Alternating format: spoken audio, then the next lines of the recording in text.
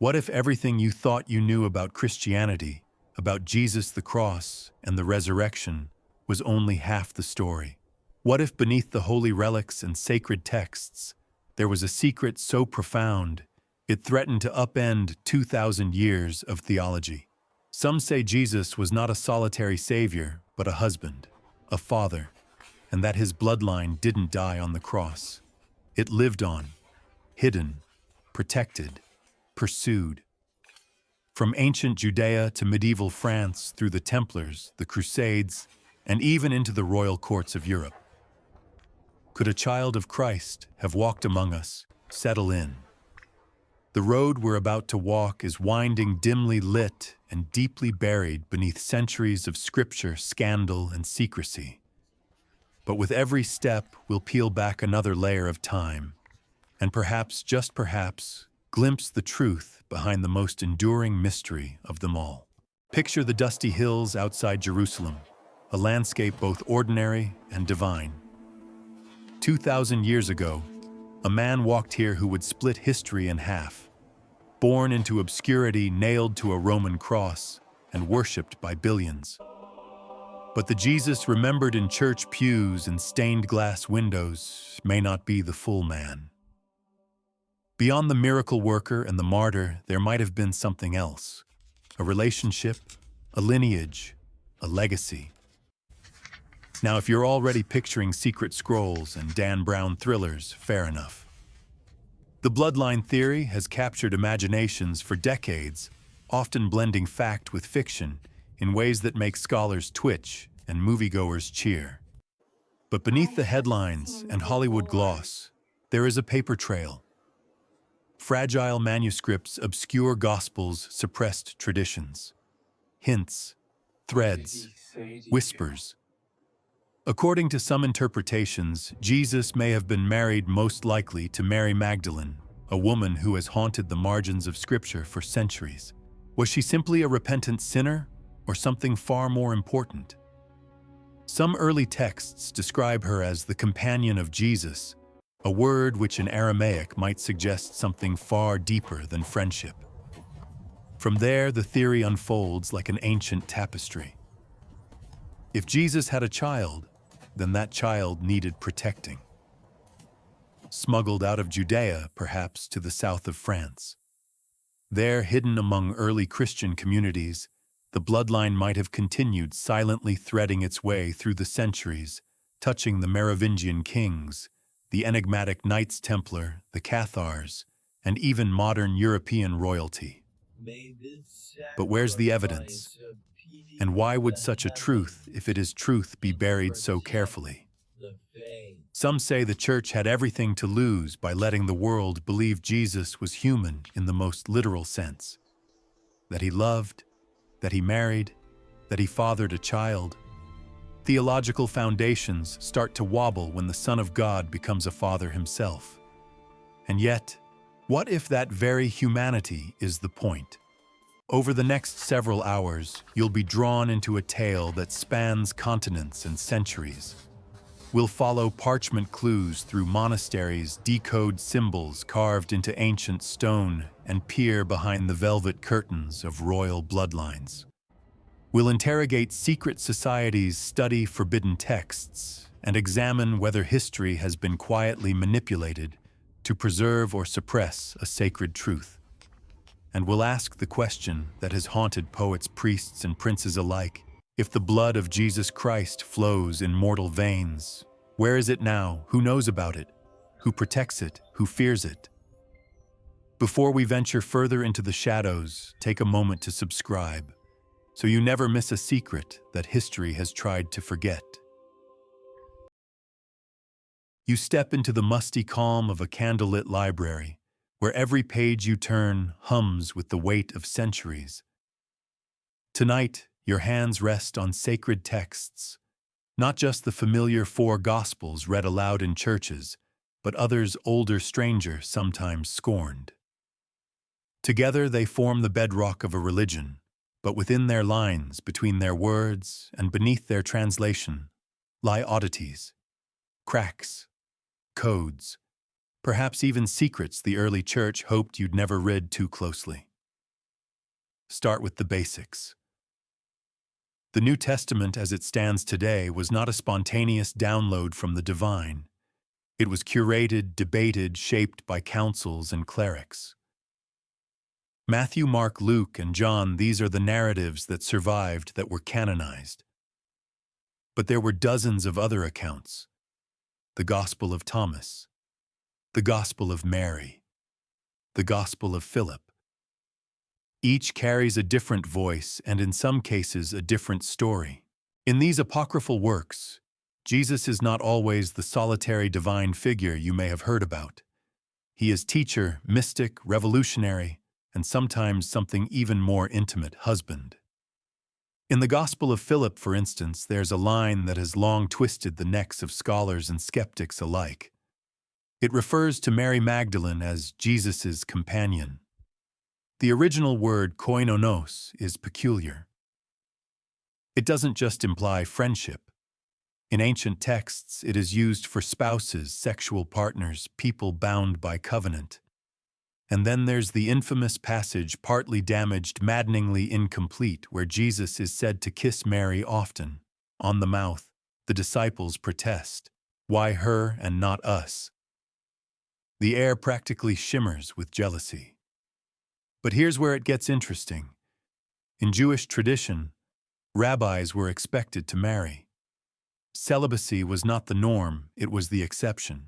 So if Jesus was a rabbi, why would he remain unmarried? Could the silence around his marital status be intentional, an omission rather than a truth? It's a question historians have debated in quiet for decades, only now making its way into public curiosity. And then there's the wedding at Cana. Ah, yes. The water into wine miracle, a favorite for Sunday school retellings.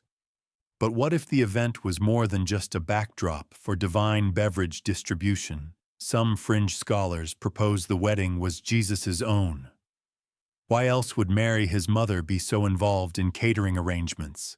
Why else would Jesus command the servants so directly, as if he had a host's authority?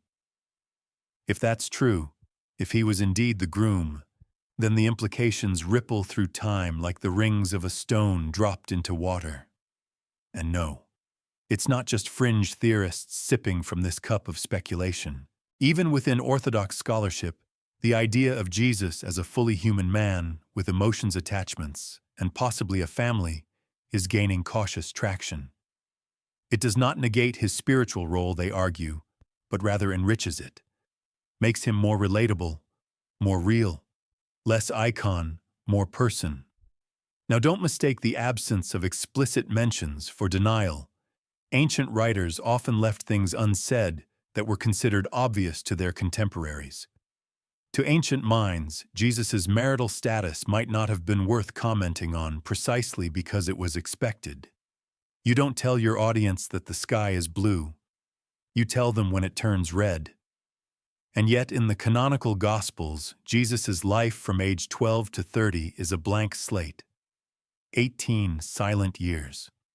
A long time for a man of faith, especially one so destined for public life. Could those years have involved courtship, marriage, fatherhood? It's impossible to say for certain, but the silence is deafening. And that silence has bred theories like mushrooms in the dark. As you flip further through the Gospels, you start noticing odd absences. No mention of Mary Magdalene after the resurrection in most texts, despite her apparent closeness. No family details, no lineage for a supposed brother named James, who suddenly appears after Jesus' death. And no answer to the question, if Jesus was the Son of God, who were his heirs, could divinity pass through flesh? Would a spiritual Messiah need to leave a genetic trail? A less flashy but critical historical fact comes into play here. During the first centuries of Christianity, the Church was far from united. Competing sects debated over theology, over texts, over what was heresy and what was holy. The version that won out emphasized Jesus' divinity, his supernatural birth, his cosmic purpose. The human side, especially any notion of romantic entanglement, was gradually sanded away. By the time the Nicene Creed was etched into doctrine, the Church had sculpted a Christ that was divine from beginning to end. Mortal messiness had no place in the polished narrative. But even now, questions persist. Why is Mary Magdalene portrayed so inconsistently across Gospels? Why do Gnostic texts place her in a prominent, almost priestly role, while later church doctrine diminishes her to repentant harlot? Could it be that early followers revered her as something more, as a matriarch of a hidden legacy? One particularly obscure clue rests not in the words, but in the artwork of early Christians. In Roman catacombs and Syrian chapels, there are frescoes and mosaics that depict Jesus and a woman beside him, seated equally, their hands raised in mirrored blessing. Could this be Magdalene? Is this visual theology preserving what written doctrine omitted? It's too soon to draw conclusions, but already a pattern begins to emerge: omissions, silences, half-erased lines, like a letter scrubbed too many times with sand and vinegar. Someone somewhere may have had a reason for keeping Mary Magdalene close in the margins, but not too close. And as we lean in, tracing these faint outlines across time, we start to wonder what else has been scrubbed away. What other truths lie hidden behind Scripture's veil? The Gospels, it seems, may not just tell us what to believe. They may also hint very subtly at what someone once believed we shouldn't know. The name alone conjures contradictions. Mary Magdalene, called apostle, sinner, prostitute, saint, goddess, and heretic, has spent centuries trapped inside other people's definitions. You hear her name in homilies and hymns, yet so much of what you think you know about her comes not from Scripture, but from centuries of creative retconning. To understand the bloodline theory, you must first untangle her. Because if Jesus did indeed father a child, there is only one historical candidate who could have borne it, and her story has been edited more than most. In the canonical Gospels, Magdalene emerges from the shadows quietly but decisively. She is present at the crucifixion when most of the male disciples have fled. She is the first to witness the resurrection. She speaks directly to Jesus in the garden, calls him Rabboni, teacher, and he calls her by name. These are not the actions of a peripheral figure. She is central, intimate. And yet somehow, by the time you arrive in a medieval cathedral, she's more often depicted in sackcloth weeping at Christ's feet than standing beside him with any semblance of equality. The historical fact is this: there is no biblical verse, none that describes Mary Magdalene as a prostitute. That slander was grafted onto her in 591 CE by Pope Gregory the Moon, who gave a homily conflating her with several other women, the unnamed sinner who anoints Jesus' feet, Mary of Bethany, and a woman caught in adultery. It was a theological shortcut that stuck for over 1,000 years, a small twist of identity useful for teaching penance, but perhaps devastating in its consequences. Because that one mistake or calculated redirection, depending on how generous you feel, shifted her from a figure of potential authority to one of disgrace and redemption. Not a threat, just a cautionary tale. But the apocryphal Gospels tell another story. In the Gospel of Mary, she comforts the disciples, speaks with divine insight, and causes Peter to bristle. He resents her closeness to Jesus. In some accounts, he questions why the teacher would reveal things to a woman and not to him. This tension, strangely modern in its jealousy, paints Magdalene not as a follower, but as a rival to the apostles, a favored confidant. Perhaps more. The Gospel of Thomas, too, portrays her as understanding Jesus in ways the others do not. She is the one who grasps the deeper meaning of his parables, the one who does not flinch from esoteric truth. It's not hard to imagine how such intimacy, intellectual, emotional, perhaps spiritual, might have had a physical dimension as well. But physical intimacy in ancient texts was rarely spelled out plainly, especially when dealing with divine figures. So scholars look instead for patterns, symbolic pairings, echoes in liturgy. Mary is anointed by Jesus. She also anoints him. She prepares his body for death. She weeps at his tomb, not as a casual observer, but as someone mourning personal loss. Her presence isn't just ritual, it's relational. And then there's the linguistic trail. The term Magdalene isn't necessarily her surname. It could denote origin, Mary of Magdala, a fishing village, but others believe it may have held honorific meaning, Mary the Tower. A title of strength, a name with echoes of high status. Could that reflect a deeper role? A position as partner, not just participant. The idea of Jesus being married was until recently considered theological dynamite. But recent archaeological finds have rekindled the question. In 2012, a fragment dubbed "The Gospel of Jesus' Wife" caused a media frenzy. Written in Coptic, it includes the phrase, "Jesus said to them, 'My wife,'" before the papyrus breaks off. Though the fragment's authenticity remains debated, the emotional reaction it triggered, both hope and outrage, was revealing. The world is still not quite sure what to do with the idea of a married Messiah. From a Jewish cultural perspective, it would have been odd, perhaps even scandalous, for a man of Jesus' age and stature to remain unmarried, especially one who was called rabbi by his followers. Marriage was seen not as distraction from holiness, but as part of it. Family was covenant. Children were legacy.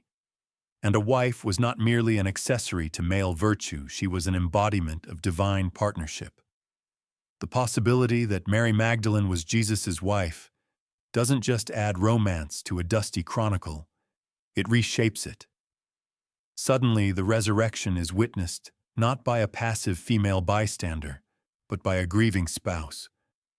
The cross becomes not only a symbol of sacrifice, but of personal devastation. And if there was a child, if that union bore fruit, then Mary becomes more than a widow. She becomes the mother of a legacy hidden for centuries. Controversial interpretations abound. Some theorists suggest that early Christian sects, such as the Gnostics, preserved coded references to a sacred feminine figure. That Magdalene was seen as a vessel of divine wisdom. That, like Sophia, she embodied the principle of sacred knowledge passed through blood and birth. And that this knowledge, this lineage, was deliberately obscured by the patriarchal hierarchy that later solidified church doctrine. The question that remains unresolved and hotly debated among scholars is whether the early church suppressed this vision of Magdalene deliberately, or simply absorbed competing narratives over time. Was it a slow erosion of her role, or a sudden and surgical removal? There's no definitive answer, but the result is clear. Her story, whatever it once was, has been blurred to near opacity.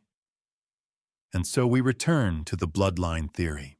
If Jesus had a wife, and that wife was Mary Magdalene, then their child would have been born under the most perilous of circumstances, into a world that crucified its prophets and feared rebellion more than righteousness. Protecting such a child would have meant erasure, silence, disguise, perhaps exile. As the trail leads westward into the shadows of Gaul and the medieval mythos of southern France, Mary Magdalene begins to take on a second life far from Jerusalem, yet strangely alive in European legend. But before we get there, before the flight and the founding of dynasties, we must pause here, in this dusty corridor of history. With a woman whose identity was rewritten so many times, her truth may only survive in fragments. And those fragments scattered across scripture, stone, and story are all we have to begin assembling the picture. You ease open the brittle cover of a leather-bound codex fingers, careful against the ancient flake of age-darkened pages. This isn't the New Testament. It isn't even in your hotel room Bible. It's a manuscript from Nag Hammadi discovered by accident in a clay jar in 1945, after centuries of silence beneath the Egyptian sand. The Gospel of Philip. Gnostic, mysterious, half preserved, half erased.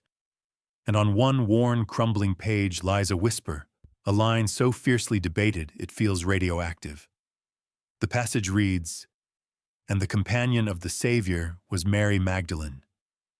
Christ loved her more than all the disciples and used to kiss her often on her mouth." There's that word again. Companion. You remember it from earlier.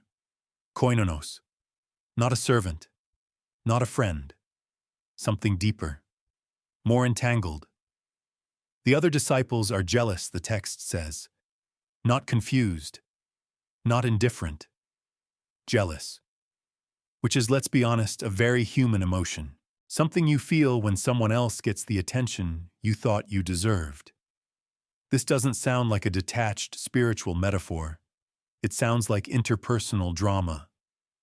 Now, some scholars will tell you the fragmentary nature of the manuscript makes it unreliable. The missing letters, the gaps in the phrases, they create ambiguity. But that's precisely the point. The ambiguity opens a door. And behind it is the possibility that this wasn't just theology wrapped in poetry. It was history wrapped in code.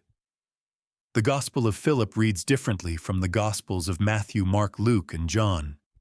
It's not a narrative. It's a tapestry of reflections, sayings, metaphors. It discusses sacraments and mysteries. Chief among them, the bridal chamber, an image that appears again and again. Some believe it represents spiritual union with the divine. Others believe it points toward a literal ritual, one shared between Jesus and Mary Magdalene, a rite of marriage, or even conception. And here's the obscure detail buried in all that symbolic language in Gnostic tradition. Redemption often comes not from sacrifice or punishment, but from reunion. Male and female spirit and flesh, divine and earthly. The bridal chamber becomes the place where opposites are made whole.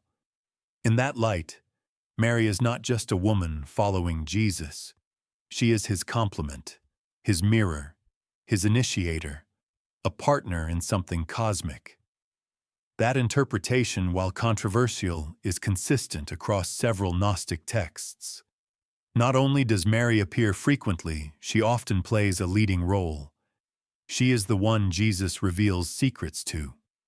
She is the one the others question, sometimes fear. Peter's protests return again and again. Why should she get to speak? Why should we listen to her?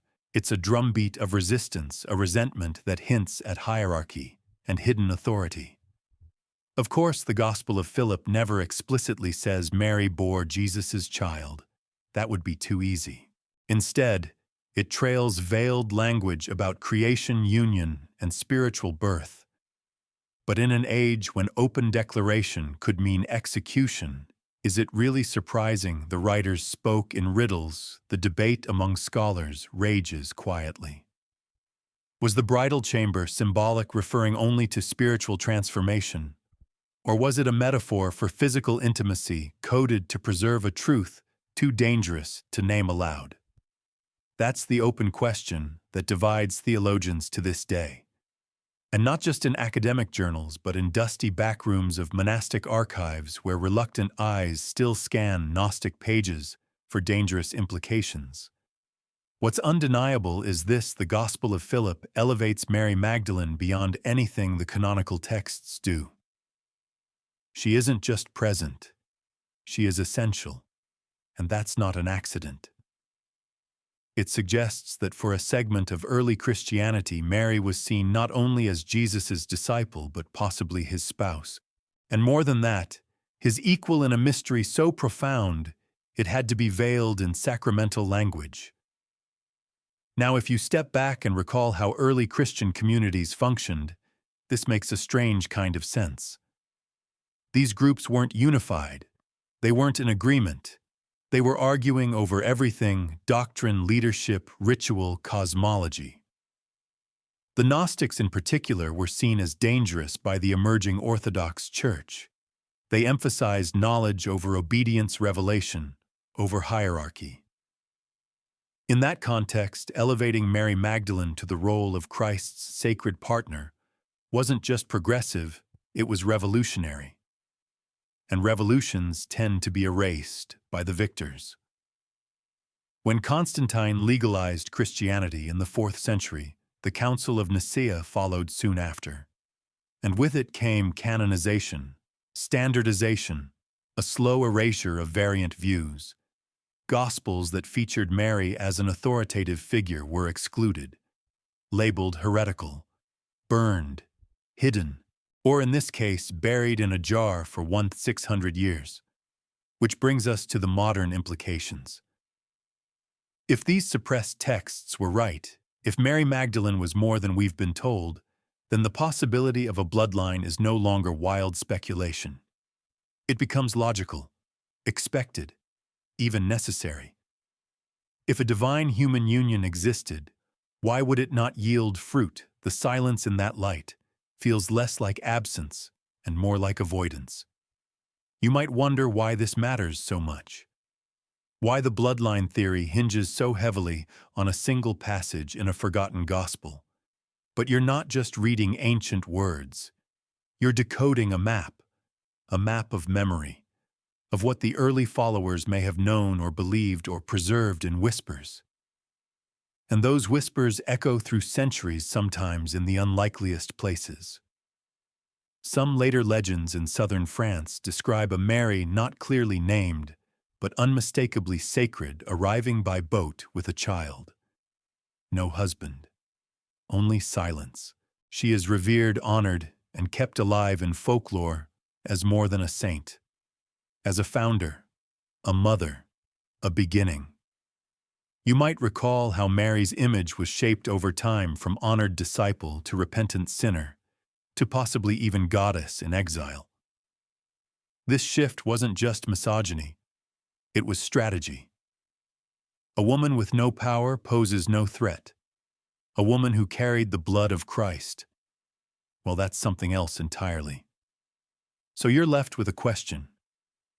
If a gospel buried for centuries refers to a sacred union between Jesus and Mary Magdalene, why was it hidden? Why was it excluded? And most provocatively, what else has been deliberately forgotten? You'll find no definitive answers in the Gospel of Philip. Only symbols, fragments, and riddles. But if you read between the lines, the suggestion is there, curling like smoke around candlelight, a secret shared, a union sealed, and a legacy that perhaps did not end at the tomb.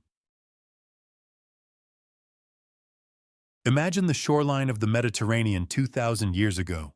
Salt spray on stone olive trees, leaning in the wind, and a small weather-beaten boat cutting through the waves with no banner, no markings, and no place to dock without questions.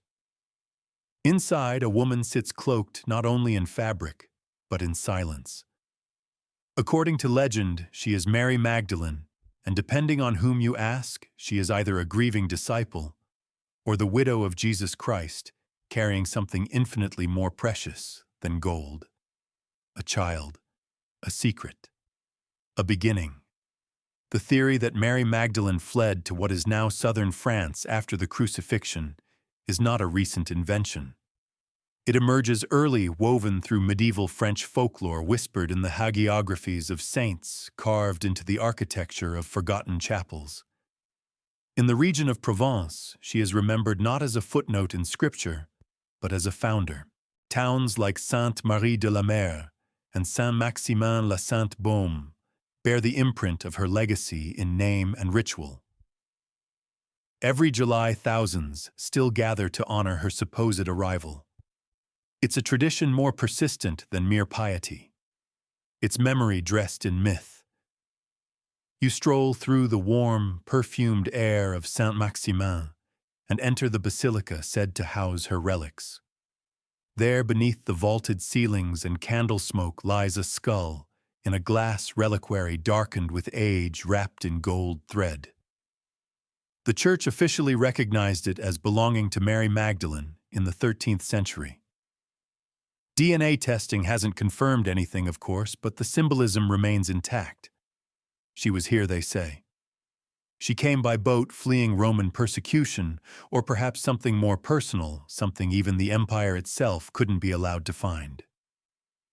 Historical fact, however, is elusive. There is no canonical account of Mary's journey after the resurrection.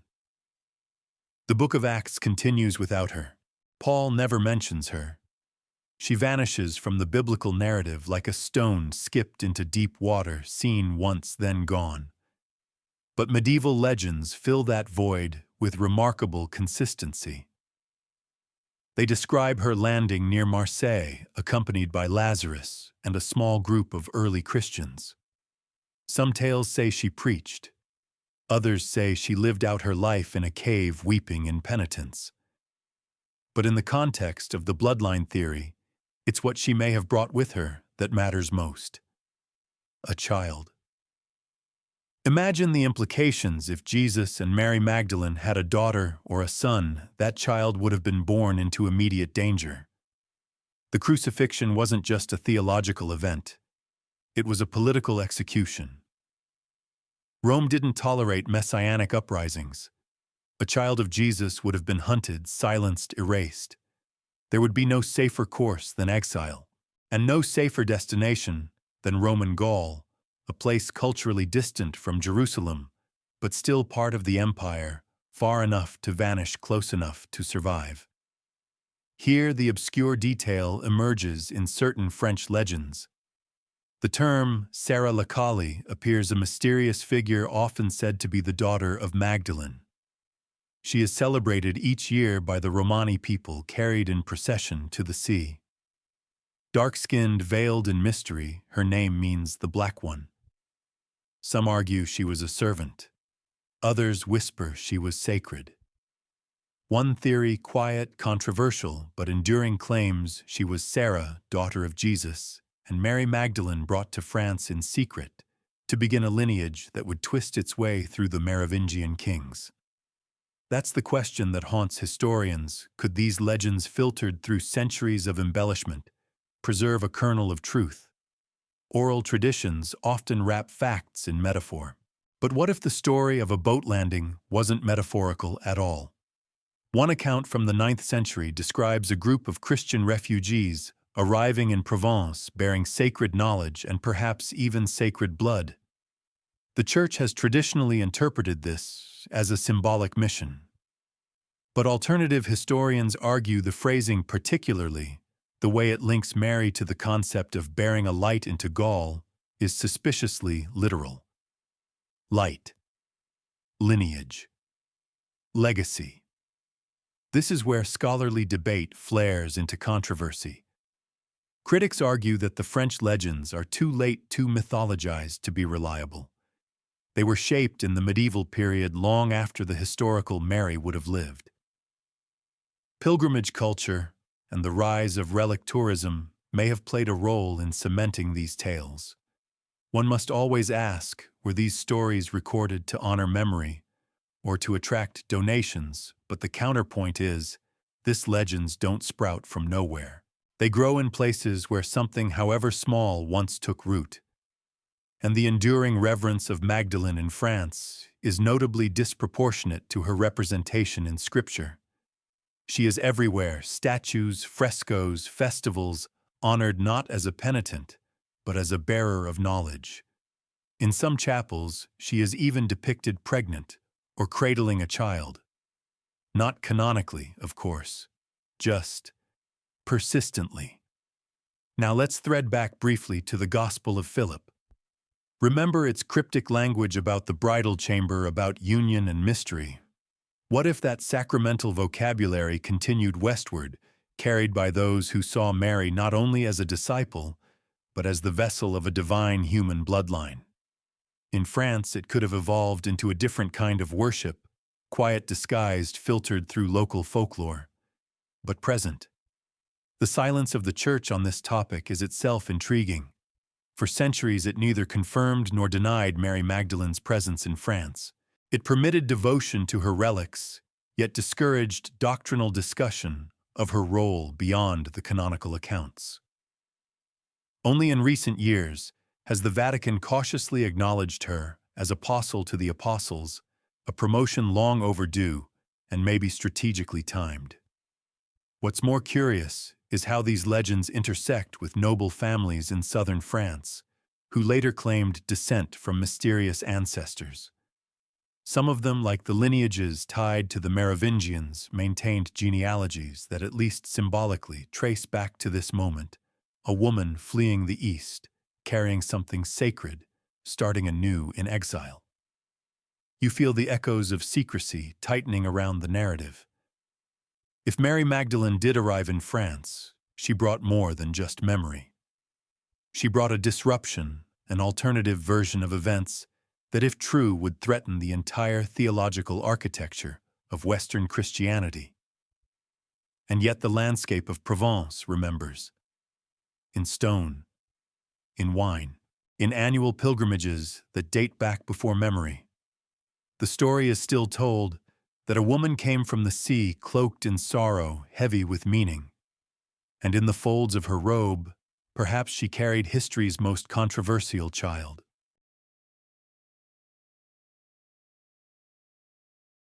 You stand before the tomb of a long-dead king, carved stone weathered smooth by centuries of silent reverence. His name is Dagobert II, and if you believe certain strands of the bloodline theory, he wasn't just a king, he was a descendant of Jesus Christ. The Merovingians, that shadow-drenched dynasty of early medieval France, have been called many things: sorcerer kings, sacred monarchs, barbarian warriors. But at the center of their legend lies one extraordinary claim, that they were protectors and perhaps carriers of the holy blood. Historically, the Merovingians were a Frankish dynasty that ruled large parts of present-day France and Germany from the 5th to 8th centuries. Their founder, Merovech, was a semi-mythical figure said to be born of a sea creature, yes, really. His descendants became kings who wielded both spiritual and temporal authority. Unlike other monarchs of the period, Merovingian kings were said to possess supernatural gifts, healing powers, prophetic dreams, a divine right that couldn't be revoked, even if their political power waned. They were sometimes called the long-haired kings because their hair was considered a sacred symbol of legitimacy. If their locks were cut, they could no longer rule.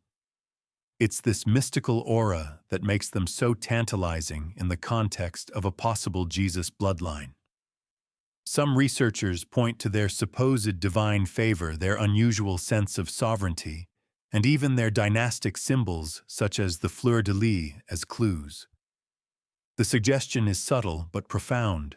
The Merovingians were special not merely by divine right, but by divine descent. Not appointed by God, but born from him. But how did such a theory take root? The obscure detail lies in the case of Dagobert II, a Merovingian king assassinated in 679 CE under murky circumstances. According to some fringe accounts, Dagobert had a son who escaped the slaughter and went into hiding. His line, it is claimed, survived in secret, intertwining with noble families in southern France. And this is where things begin to echo earlier legends: Mary Magdalene arriving in Gaul, a mysterious child, an exiled family hiding in plain sight. The threads begin to weave together, not historically verified perhaps, but mythologically compelling. Supporters of the bloodline theory argue that the Merovingians' supposed divine right to rule was not just political posturing. It was a coded claim to a spiritual inheritance that predated Rome itself, that they were not just Christian kings, but Christ's kin. And some say this lineage was known vaguely protectively by a select few within the Church, who allowed the Merovingians to rule until their growing power became a threat. The abrupt fall of the dynasty in the 8th century only feeds this suspicion. When the last Merovingian king was deposed by Pepin, the short father of Charlemagne, the Church backed the transition enthusiastically. It blessed the Carolingians, elevating them with papal legitimacy, while the last Merovingian monarch, Childeric III, was imprisoned in a monastery. His hair, remember, the sacred symbol of his rule, was cut. A symbolic beheading. A ritual end. Was this merely politics, or a purge of a royal bloodline whose roots stretched too deep into a sacred past? The scholarly consensus predictably leans away from these claims. Most historians argue that the Merovingians were just another dynasty, their claims to mysticism exaggerated by later chroniclers. The sea creature ancestry of Merovec is seen as symbolic, perhaps a pagan holdover, perhaps a political tool to evoke divine origins. There's no credible genealogical evidence linking them to Jesus or Mary Magdalene. And yet, their myth endures. That endurance is no accident. In the 20th century, the bloodline theory experienced a dramatic resurgence, and the Merovingians were front and center. Books like Holy Blood, Holy Grail pushed the idea that a sacred bloodline existed, preserved in part by the Merovingian dynasty. The authors suggested that secret societies, including the Priory of Sion, which we'll investigate soon, had long protected the descendants of Jesus, ensuring their safety through the volatile tides of European history. Of course, this interpretation relies heavily on connecting symbolic dots. The fleur-de-lis becomes a metaphor for divine femininity. The long hair becomes a connection to Samson or ancient Nazarite traditions. Even the name Merovec is stretched to sound like Meru, as in Mount Meru, mythical axis of the world. It's a speculative web, certainly. But once woven, it's hard to look at these kings the same way. What remains an open and very real question in scholarly debate is this: were the Merovingians targeted for extermination purely because of political convenience, or was there something more? Could the Church, then consolidating its power across Europe, have feared that the Merovingians represented not just a rival dynasty, but a rival theology? A bloodline-based spirituality that bypassed priesthood and sacraments, connecting directly to the divine through heritage. That fear would explain the strange reverence still surrounding Merovingian artifacts. Their tombs, when unearthed, often contain unusual objects: glass chalices, bees made of gold, and other ritualistic items that don't fit neatly into standard Christian burial practices. It's as if they were part of a hybrid faith Christianity, yes, but flavored with something older. Something kept deliberately out of reach. Now you recall the flight to France, the Magdalene legends, the cryptic Gospel of Philip, and it starts to form a path. The suggestion that Mary came to Gaul, that her child's descendants intermarried with local nobility, and that by the 5th century those bloodlines produced a dynasty of divine kings. A thread thin as spider silk stretching across centuries. If true, it's one of history's most well-kept secrets. If false, it's still one of its most enduring stories. Whether or not the Merovingians carried sacred blood, they carried the appearance of it. Enough mystery, enough reverence, and enough vanishing to spark curiosity for generations to come. And that curiosity did not die with their dynasty.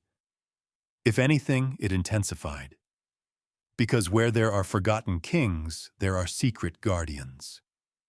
And in our next chapter, you'll meet the group said to have sworn themselves to the protection of that bloodline, not with crowns, but with codes, cloaks, and secrets.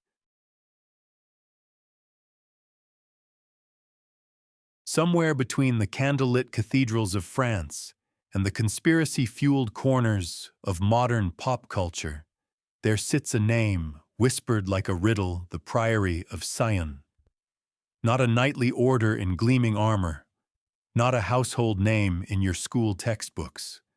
And yet, if you follow the tangled path of the bloodline theory, this group, shrouded in layers of confusion, invention, and possibly intentional deception, emerges as the secret hand in the shadows. The self-declared guardians of Christ's bloodline. Or maybe just very good storytellers. The first time the world heard the name Priory of Sion in any meaningful way was in 1956 when it was registered quietly in France as an association, a kind of club, the way you might register a chess group or stamp collecting society. At first glance, the filing seems laughably mundane. But here's the obscure twist. The group claimed to be the modern continuation of an ancient society founded in 1099 during the time of the First Crusade. And it didn't stop there. It declared itself the secret protector of a royal bloodline, descending directly from Jesus Christ and Mary Magdalene. That's the kind of statement that doesn't belong on a tax form, but there it was. The figure behind this curious filing was Pierre Plantard, a Frenchman with a flair for mystique, and shall we say a loose relationship with historical accuracy.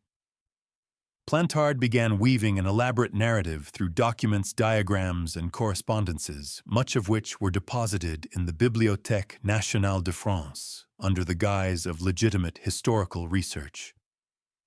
These documents became known as the dossiers secrets, and within them a bold timeline was laid out. The priory had guided European affairs for centuries, placing bloodline heirs close to the throne, influencing major religious decisions, and maintaining a sacred truth, while the world watched clueless. Plantard even claimed to be a descendant of this holy line, no conflict of interest there, of course.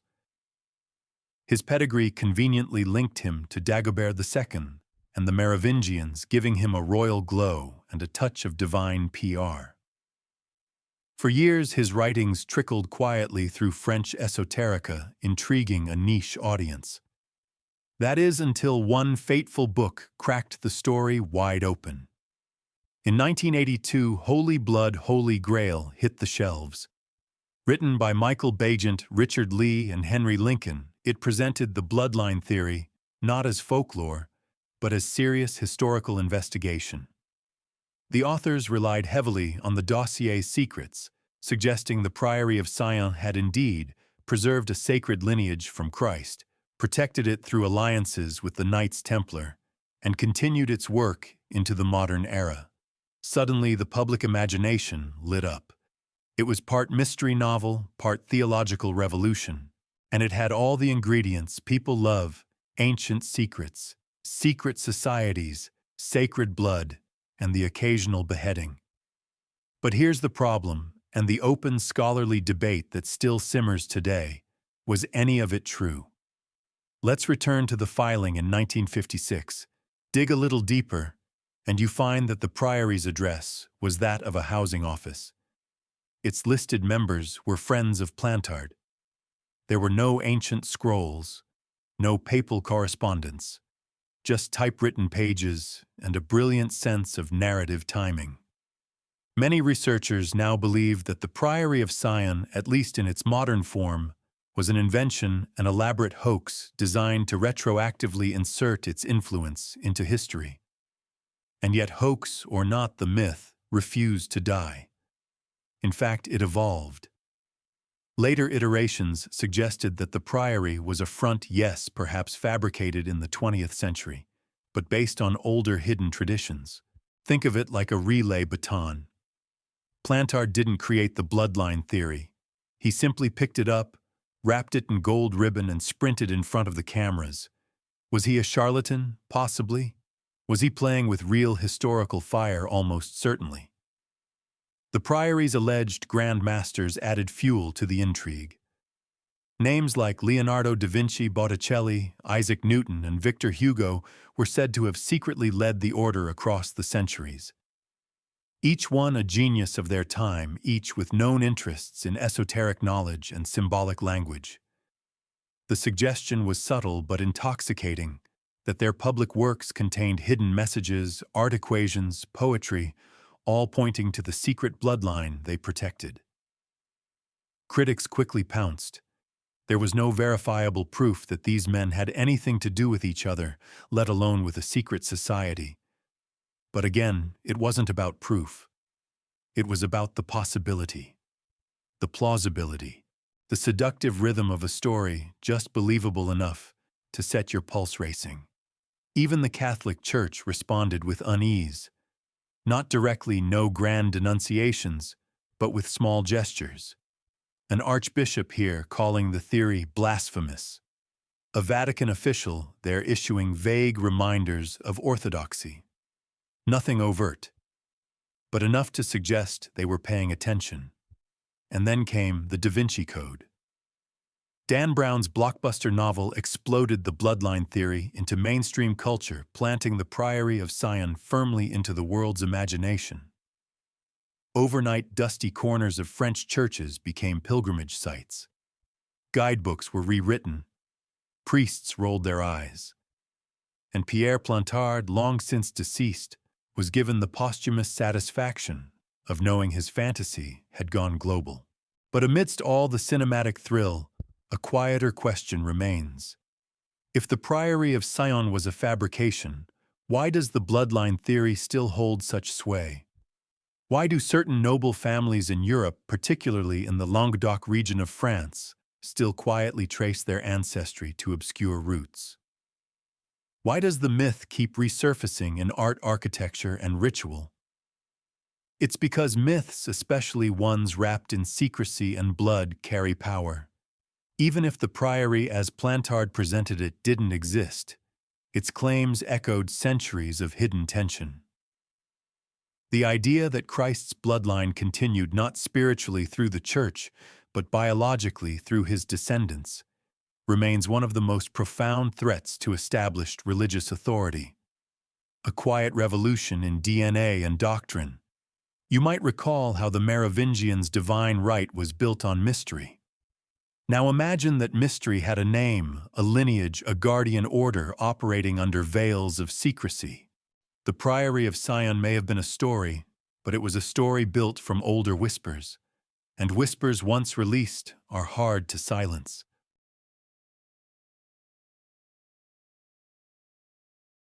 The door creaks open on a narrow Parisian apartment, stale with the scent of tobacco and parchment glue. A desk is piled high with papers, maps, and oddly ornate genealogies. Somewhere in that clutter, a man smiles, a modest smirk, equal parts pride and mischief. His name is Pierre Plantard. If you've followed the bloodline theory this far, you've already brushed against his shadow. But now it's time to meet him properly. Because for all the ancient manuscripts and whispered traditions, the bloodline theory's modern skeleton rests on the work of this one man, a draftsman by trade, a monarchist by ideology, and a master manipulator of narrative. Born in 1920, Plantard came of age in a France still licking its wounds from war. His early forays into politics and esotericism reveal a mind that craved structure, grandeur, and secret meaning. In the 1940s, he joined various fringe organizations that blended Catholic mysticism with nationalist fervor. He edited small journals with names like Vaincre to Conquer and dabbled in the occult. But it wasn't until the 1950s that he began to spin a tale that would ripple across continents.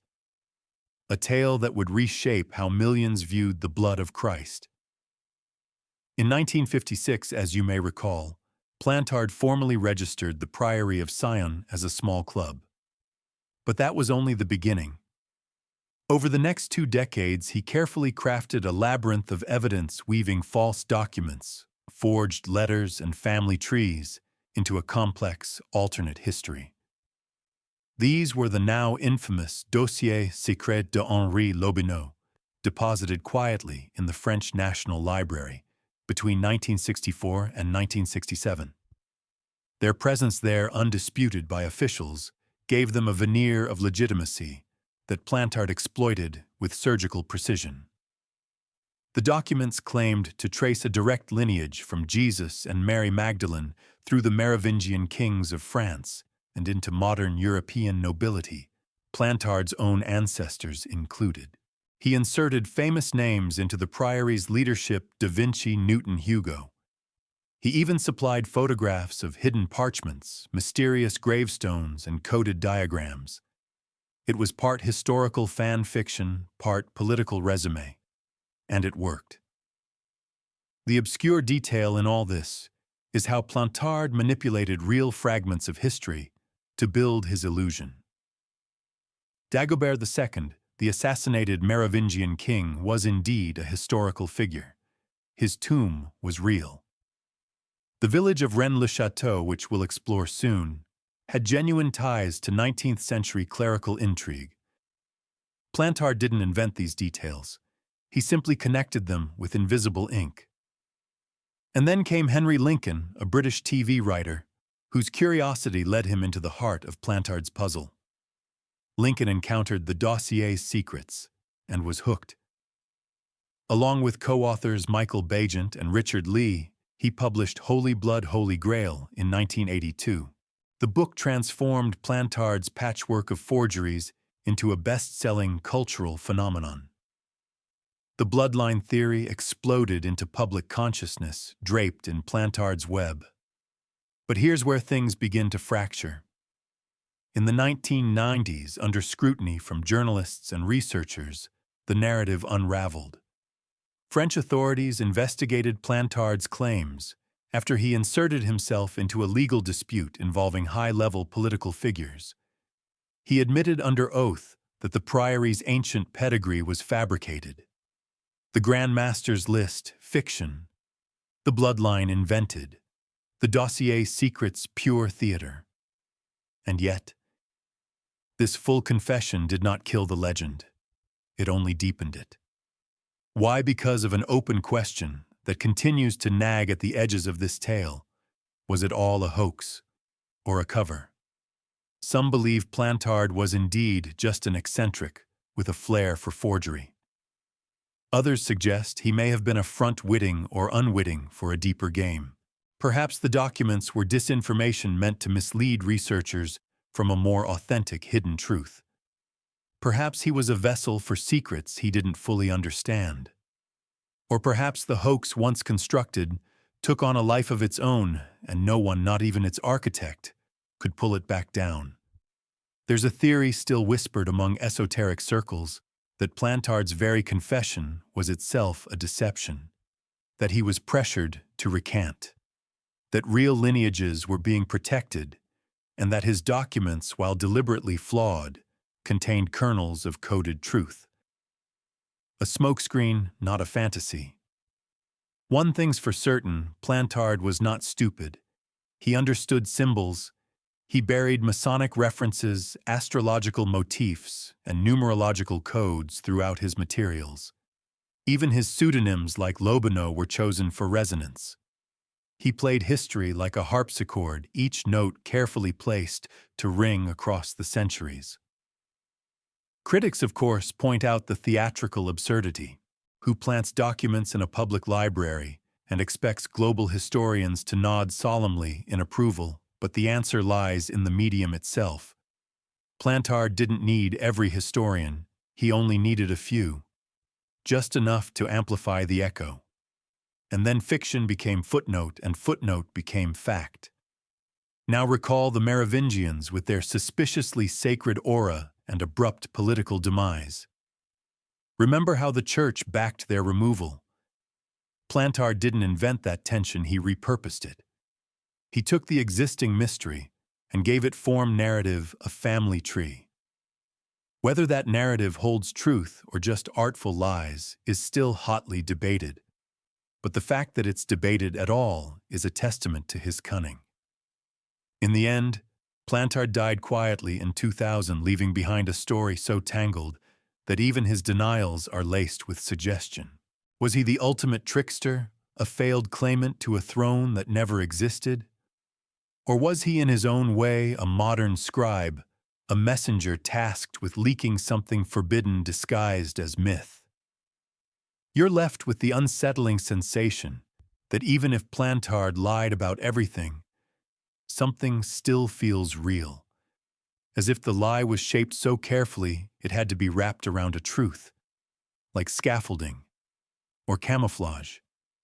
Next, we'll travel to the village at the heart of this entire theory, a place Plantard made famous, a place where strange discoveries, hidden parchments, and sudden wealth sparked the mystery to life.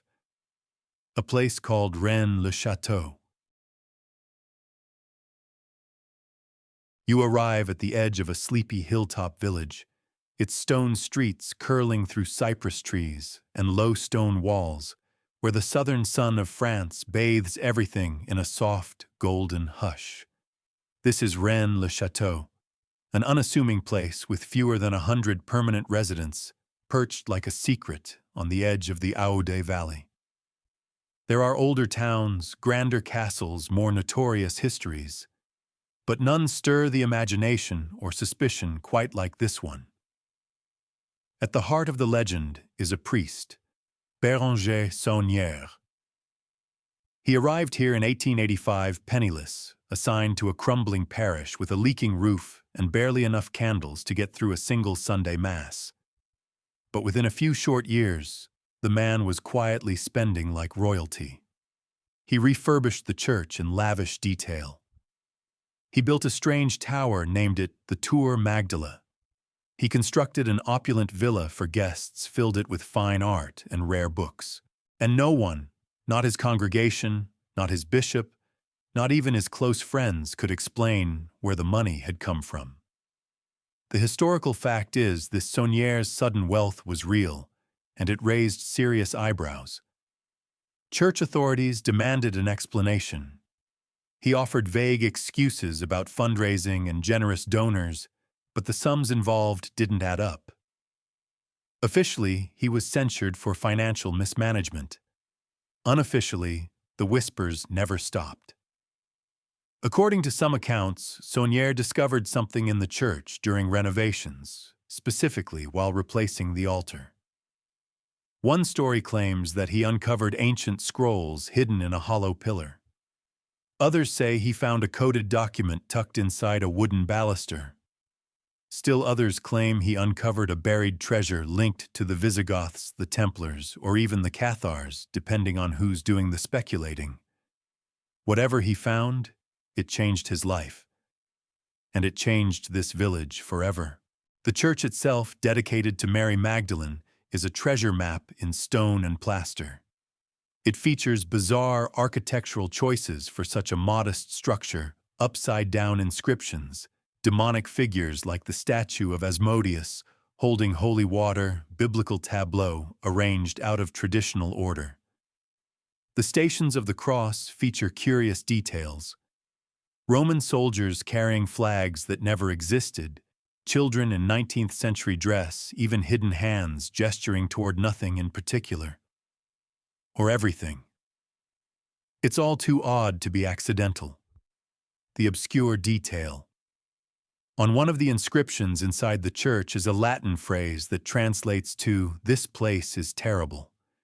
Not in the modern sense of bad, but in the older biblical sense of awe-inspiring, fearsome. As if the sacred and the profane were mixed here, balanced on the tip of a needle. Pierre Plantard and the dossier secrets, yes, him again, would later cite Sauniere's story as crucial evidence for the bloodline theory.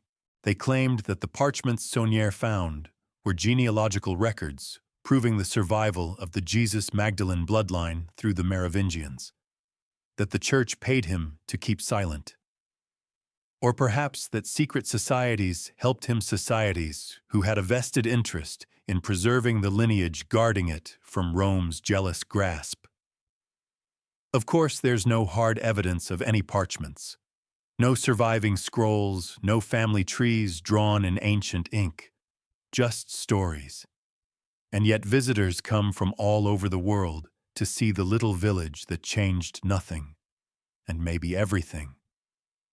Some researchers suggest the real treasure was symbolic hidden knowledge, not gold. That Sauniere discovered a truth the church would rather have left buried.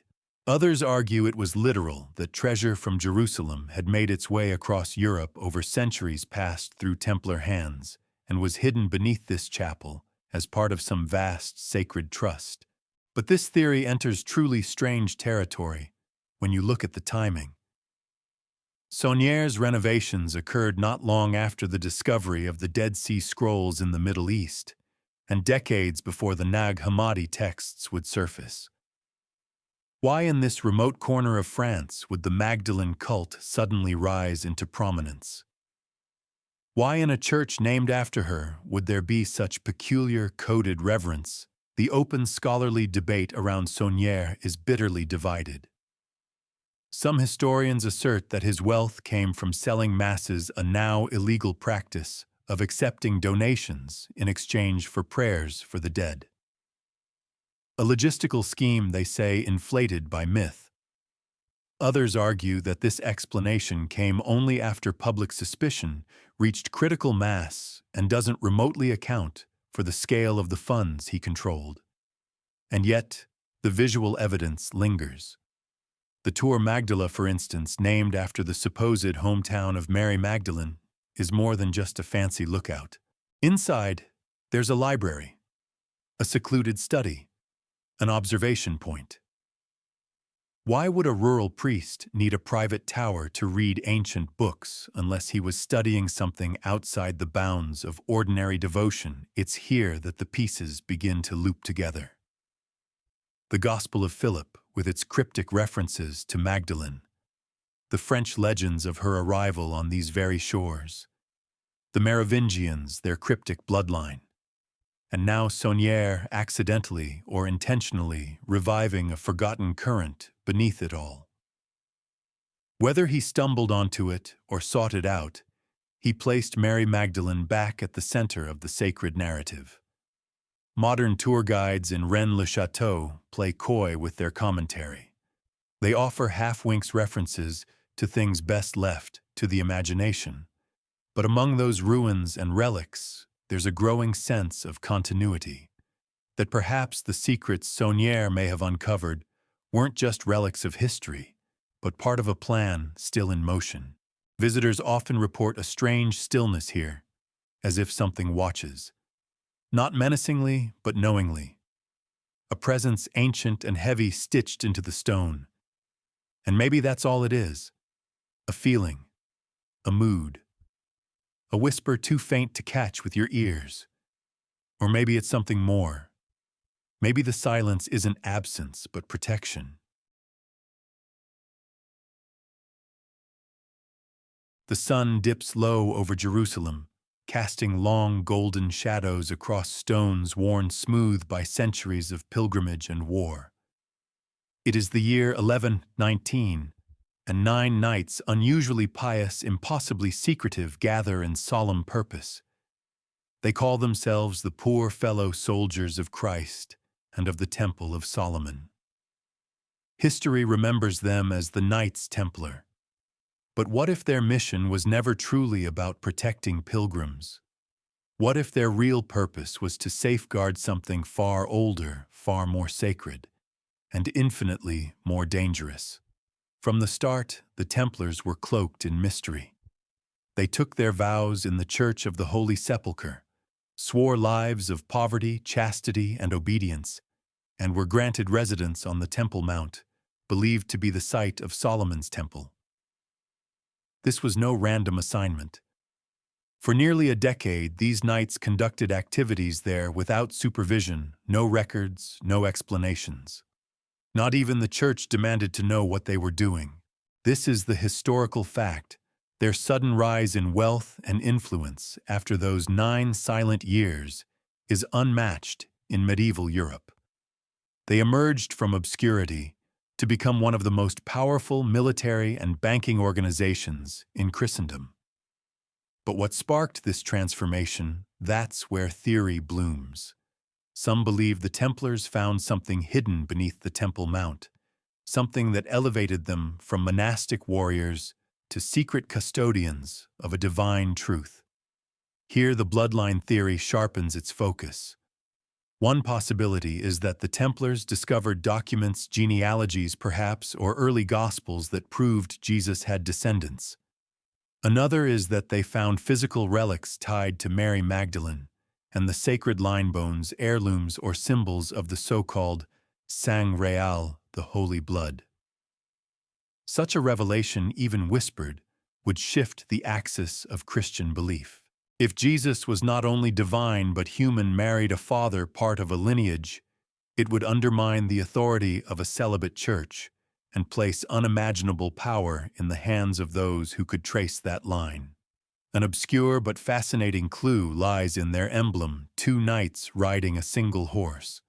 On the surface, it represents poverty, their early scarcity, but deeper interpretations suggest duality. Two riders, one visible, one hidden, one for Christ, and one for his blood.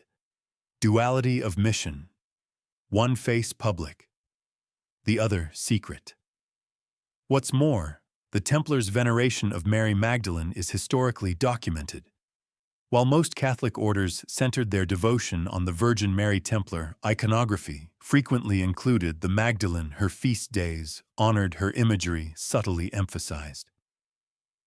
In the chapel at Vézelay in Burgundy associated with the Magdalene's cult, Templar symbols appear carved alongside depictions of her. Coincidence, perhaps. But the pattern once noticed doesn't fade. Some scholars argue that the Templars inherited a tradition older than Christianity, one involving divine bloodlines, sacred feminine power, and esoteric knowledge passed through mystery schools and temple traditions. This interpretation leans heavily into Gnostic belief, painting the Templars not as Christian crusaders, but as keepers of a hybrid theology that blended Abrahamic roots with pre-Christian mysteries. There's also the curious case of the Sudarium of Oviedo, a lesser-known cloth bearing bloodstains that match the pattern of the Shroud of Turin. The Templars were rumored to have protected both relics at different points. Could these relics have been more than objects of veneration? Could they have held encoded biological data, fragments of DNA long before the concept existed, that the Templars understood in symbolic terms as the vessel of divine inheritance? The open question among scholars, and one that divides even the most daring historians, is whether the Templars ever consciously acted to preserve a bloodline. There's no direct document, no unbroken testimony, but there is an enduring echo that their actions, patronage, and silence suggest guardianship of something greater than treasure. And that silence was punished. In 1307, under orders from King Philip IV of France, the Templars were arrested en masse. Charged with heresy, idolatry, and blasphemy, their properties were seized, their leaders tortured, their wealth vanished. The most common explanation is political. Philip was deeply in debt to the Templars and sought their elimination as a financial escape hatch. But the charges, kissing of feet, secret rituals, worship of a mysterious head known only as Baphomet, suggests something stranger. A doctrine so heretical it had to be obliterated. Among those charges, one fragment stands out: accusations that the Templars worshipped a severed head as an oracle. While most historians dismiss this as an invention of inquisitors, others wonder if it's symbolic, perhaps a reference to the sacred head of a saint, or even Mary Magdalene herself, whose skull was venerated in several French cathedrals, including Saint-Maximin-la-Sainte-Baume. If the Templars viewed Magdalene not as penitent, but as priestess, mother, and source of holy blood, then her relics would have been unspeakably powerful. After the dissolution of the order, many Templars vanished into the shadows. Some were absorbed into other knightly orders. Others, it is said, fled to Scotland just ahead of their arrest, where they continued their traditions in secret. And in Scotland, you may recall, whispers of sacred lineage and mysterious chapels persist. The threads reach forward still. There's no doubt the Templars were protectors of pilgrims, of treasure, of sacred space. But the question that remains unanswered is what else they protected. Were they simply knights or custodians of a lineage hidden from the world? If they found proof beneath the Temple Mount, what happened to it? Was it passed on hidden or still waiting to be discovered? And when they fell, was it because of gold and power? Or because they knew too much? You picture them now, those 9 original knights descending stone steps beneath Jerusalem, torches flickering, searching, excavating, bringing something to light that would echo down centuries not through kings or cathedrals, but through blood. The story begins, as it so often does, with a cup. The Holy Grail, elusive, radiant, eternally, just out of reach. In medieval legend, it's the chalice from which Jesus drank at the Last Supper. Later, it becomes the vessel that caught his blood at the crucifixion, held aloft by angels or buried in secret beneath the earth. It's been sought by kings, imagined by poets, and distorted through centuries of allegory. But what if it was never a cup at all? What if the Grail was not an object, but a person, or more specifically, a womb? This interpretation, while jarring to many traditionalists, lies at the heart of the bloodline theory. It reframes the entire concept of the Holy Grail. Instead of a relic, it becomes a metaphor for Mary Magdalene's body, revered not because of what it carried during a meal, but because of what it may have carried afterward, the child of Jesus Christ. The idea hinges on a linguistic twist that is either poetic coincidence or deliberate code. In Old French, the term Saint Graal can be broken in two ways. Written as Saint Graal, it reads Holy Grail. But split differently as Sang Real, it means royal blood, same letters. Two meanings. One object or one person with vastly different implications. The historical fact is that the Grail myth first appears in literature in the 12th century, primarily in the works of Chrétien de Troyes. His Grail is a mysterious object brought forth during a strange procession shimmering with sacred power. Later in the writings of Robert de Boron, it becomes linked to Joseph of Arimathea and the blood of Christ. Still later in Wolfram von Eschenbach's Parzival, the Grail is not a cup at all, but a stone, a vessel of divine sustenance and knowledge. The mythology mutates across authors, shifting like a reflection in moving water. That mutability, some argue, is a clue. The story changed because the truth was too dangerous to write plainly. As Grail lore evolved, the search for the object became a spiritual quest, undertaken not by armies, but by knights of purity, Lancelot, Gawain, Galahad. They were not seeking treasure. They were seeking truth, redemption, divine connection. But buried beneath that metaphorical framework is something more physical, more provocative. If the Grail is the vessel of Christ's blood, then the human vessel that carried his child, Mary Magdalene, becomes the living Grail, the bearer of the royal bloodline. This idea surged into modern consciousness through Holy Blood, Holy Grail, and later the Da Vinci Code. Critics scoffed, theologians balked, but the symbolism stuck. Not because it was new, but because it had been lingering beneath the surface for centuries. In art, in poetry, in architecture. Take, for example, the curious depiction of the Grail as a chalice in Gothic cathedrals, often subtly shaped like a woman's womb. The base flares, the stem narrows, the bowl opens, the feminine silhouette. The same shape appears in mandorlas, the almond-shaped halos surrounding sacred figures in medieval art. In some cases, the Virgin Mary is placed within one, suspended in space like a portal. A womb, a vessel of divine life. Now consider this obscure detail. Some early Grail stories describe the object not as a cup of wine, but as something that nourishes, without explanation, endless sustenance, infinite life. It provides not because of what it contains, but because of what it is. If that description doesn't echo the maternal, nothing does. In the context of the bloodline theory, this redefinition is seismic. It shifts the center of Christian mystery from death to life, from crucifixion to conception, from martyrdom to motherhood. And it reframes Mary Magdalene not as a footnote to Christ's legacy, but as the core of it.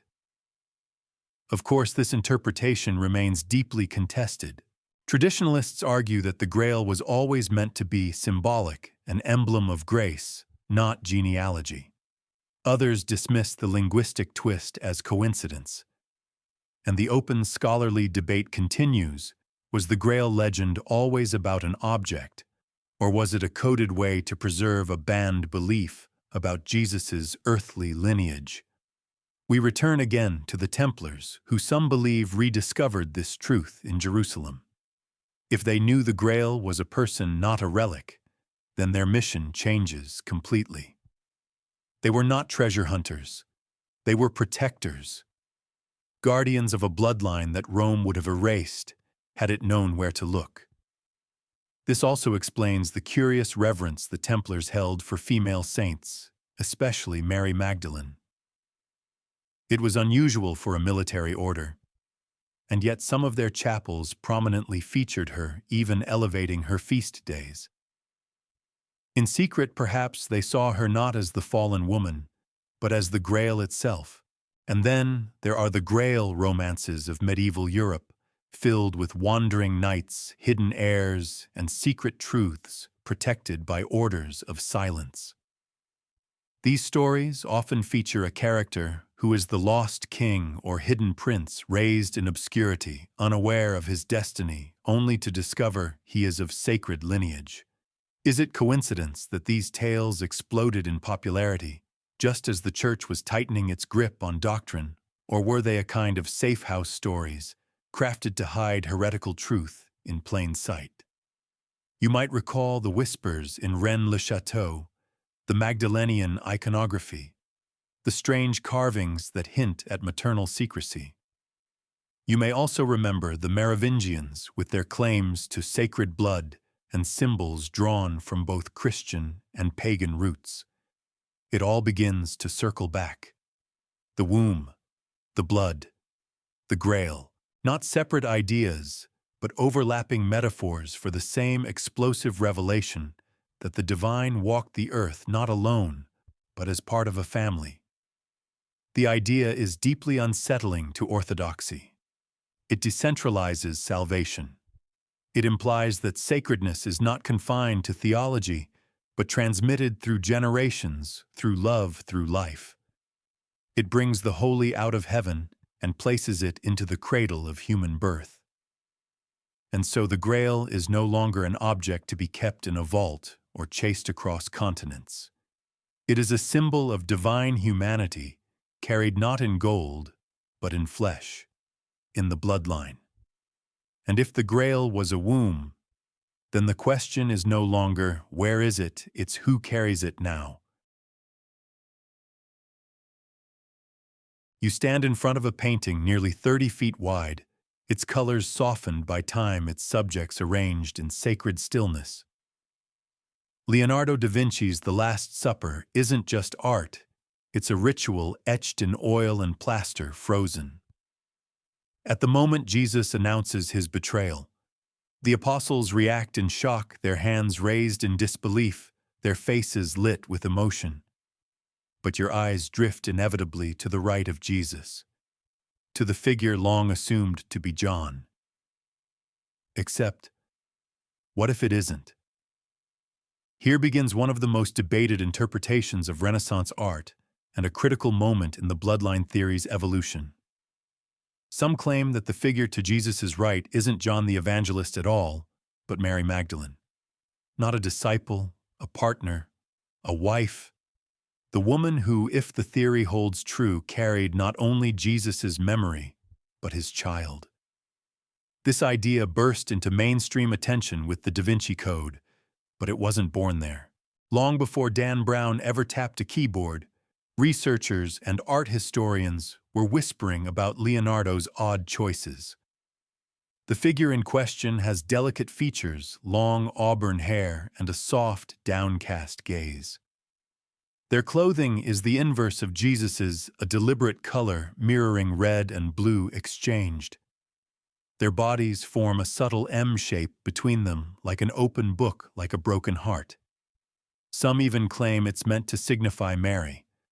Others, matrimony. The historical fact is simple: Leonardo was not merely a painter. He was a master of symbols deeply influenced by mathematics, philosophy, and hidden knowledge. He encoded patterns into his work. Sacred geometry mirrored perspective, proportional ratios. His notebooks reveal a man obsessed with secrecy. He wrote in mirrored script. He filled margins with anatomical sketches beside riddles and mechanical diagrams. He concealed ideas as much as he expressed them. So when such a mind paints the most iconic meal in Christian tradition, you'd be forgiven for wondering what's hiding in plain sight. The obscure detail that fuels this theory is one Leonardo never confessed to. The Last Supper, unlike earlier depictions, includes no chalice, no Holy Grail, despite that being the focal point of the event. Instead, Jesus' hands reach toward two loaves, forming a triangular space between them, a void where the Grail should be. But perhaps some suggest the Grail is there just not as a cup. Perhaps it's the woman beside him. Those who support the bloodline theory argue that Leonardo was passing along a hidden truth preserved by secret societies like the Priory of Sion, remember them, and that he, as one of their grand masters, was entrusted to encode that truth in visual form. They point not only to the Last Supper, but to works like Virgin of the Rocks and Saint John the Baptist, where subtle hand gestures and shadowed shapes hint at dual identities and concealed meanings. In Virgin of the Rocks, the figure's positioning and gestures suggest two different mothers, one celestial, one earthly. In St. John the Baptist, the subject smiles faintly, hand raised in a spiral that has been interpreted as a sign of esoteric knowledge or even initiation. Leonardo was fascinated by duality, light and dark, flesh and spirit, male and female. In this context, Mary Magdalene as the human Grail fits seamlessly into his worldview. Yet there remains an open debate: was Leonardo simply indulging in artistic experimentation, or did he genuinely believe and wish to preserve a version of history in which Jesus had a human family? Some say he had access to lost texts, Gnostic or otherwise, that reshaped his theology. Others suggest he was merely creating visual puzzles to delight and provoke, but the consistency of certain motifs across his body of work is hard to dismiss.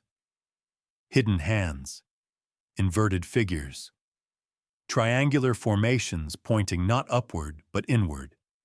Even the architectural layout of the Last Supper plays a role in the mystery. The room contains 3 windows behind Jesus, evoking the Holy Trinity, but the central window frames his head like a halo. The apostles are grouped in 3s, not 4s, symbolism of divine completeness or something more calculated. And here's where things get even stranger.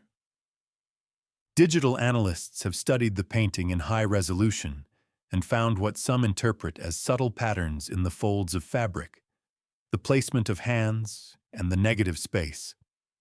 There are claims, some more credible than others, that musical notes, when assigned to the hand positions, form a melody.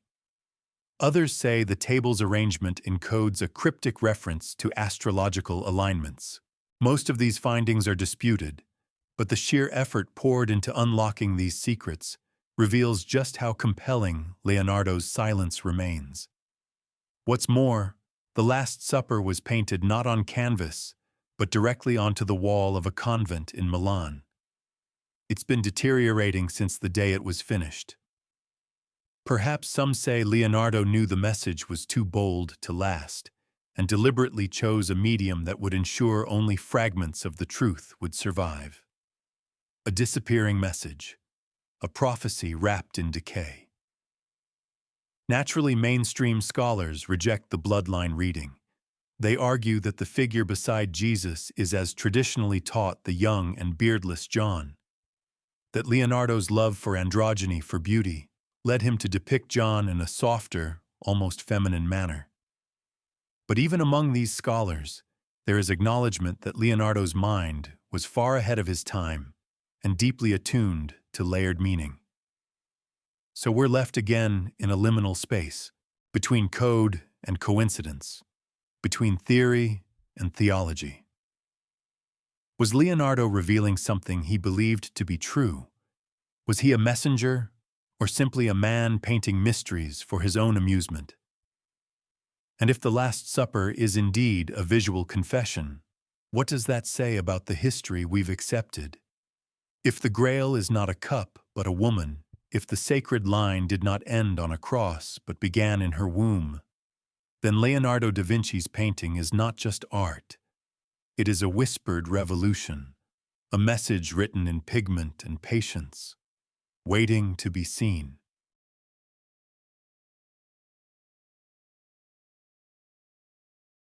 You pass through towering gates into a city-state the size of a village, but with the influence of an empire. The Vatican. A fortress of marble and ritual gold leaf and centuries-old secrets where every whisper is documented and every silence carries weight.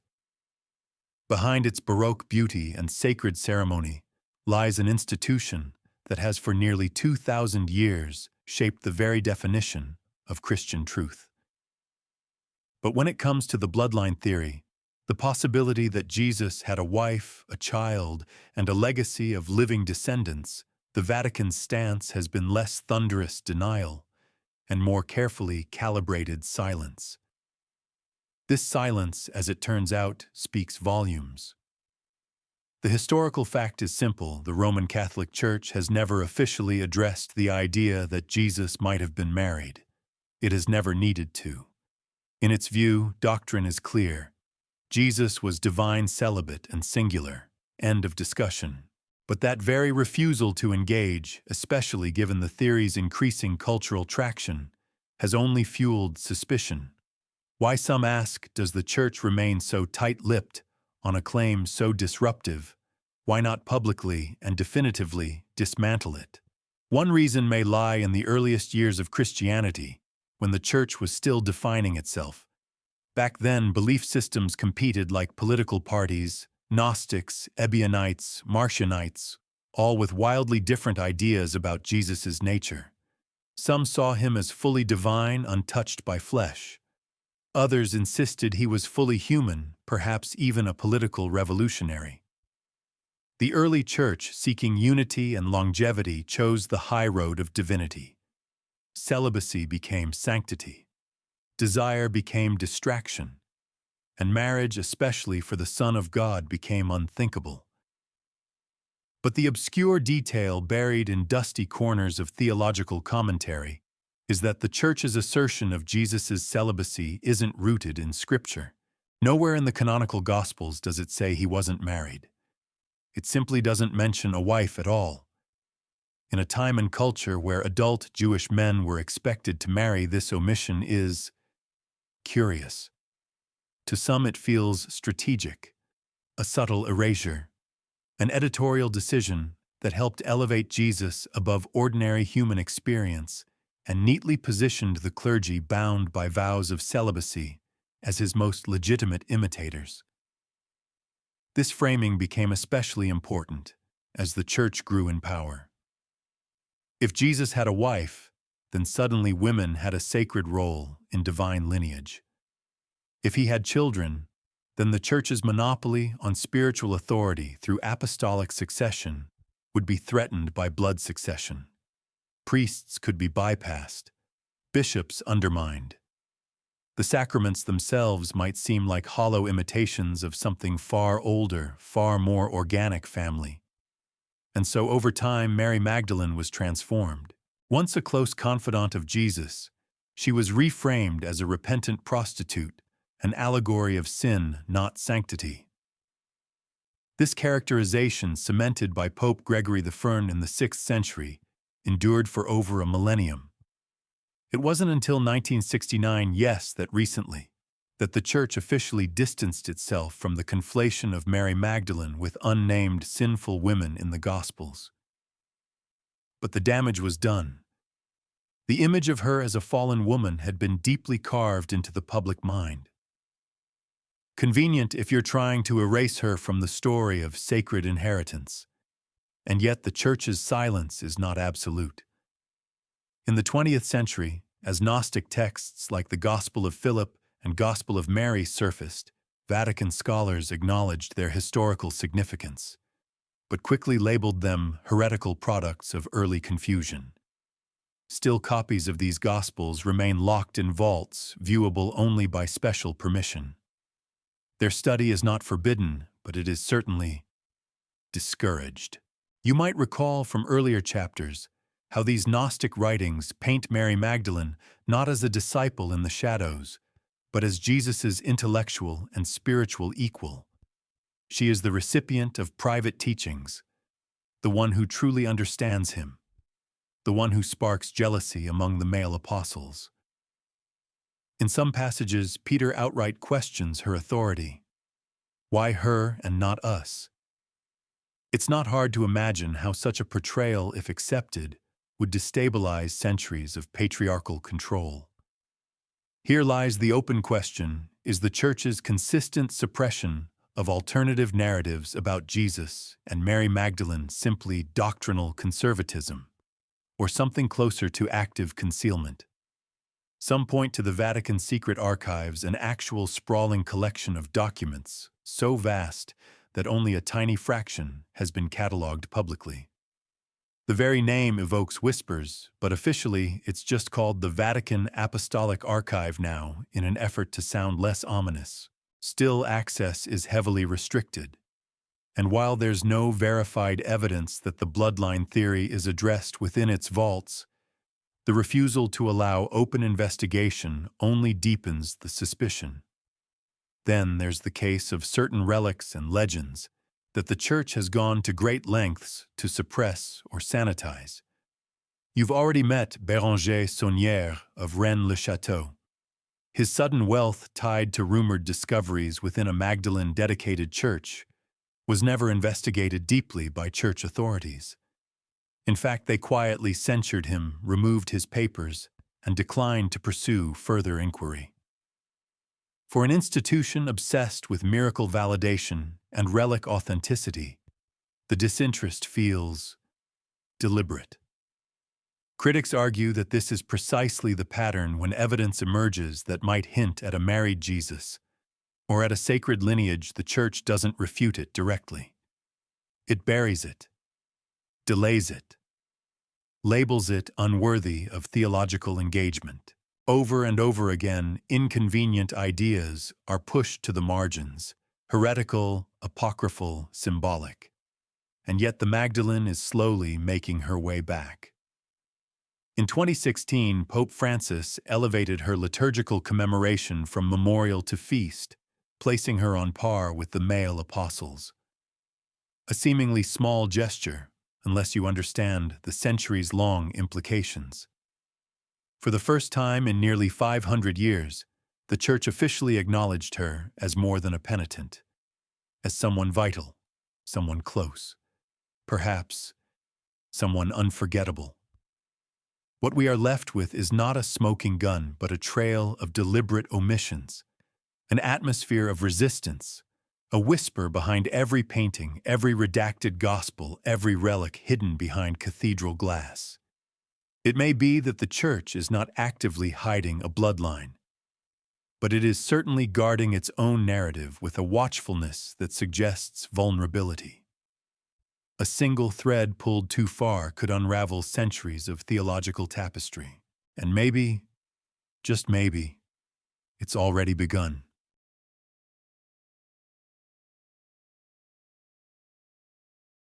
The year is 325 CE. The Roman Empire still smells of marble dust and incense, its newly Christian emperor, Constantine the Great, presiding over a gathering of bishops in the sweltering city of Nicaea. They arrive cloaked in clerical robes and political ambition, some limping from past persecutions, others freshly appointed by imperial favor.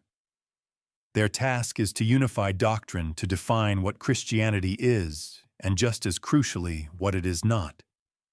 This is the Council of Nicaea, and it is here many believe that the Church began quietly tightening the narrative, discarding competing gospels, redefining divinity, and setting fire to the possibility that Jesus was ever more man than God.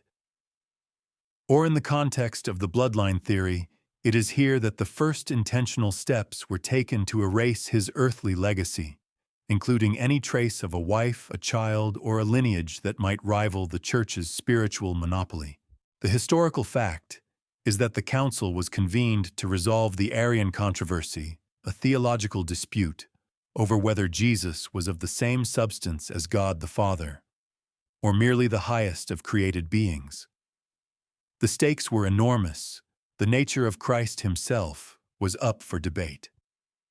The bishops ultimately sided with the view that Jesus was fully divine and co-eternal with God.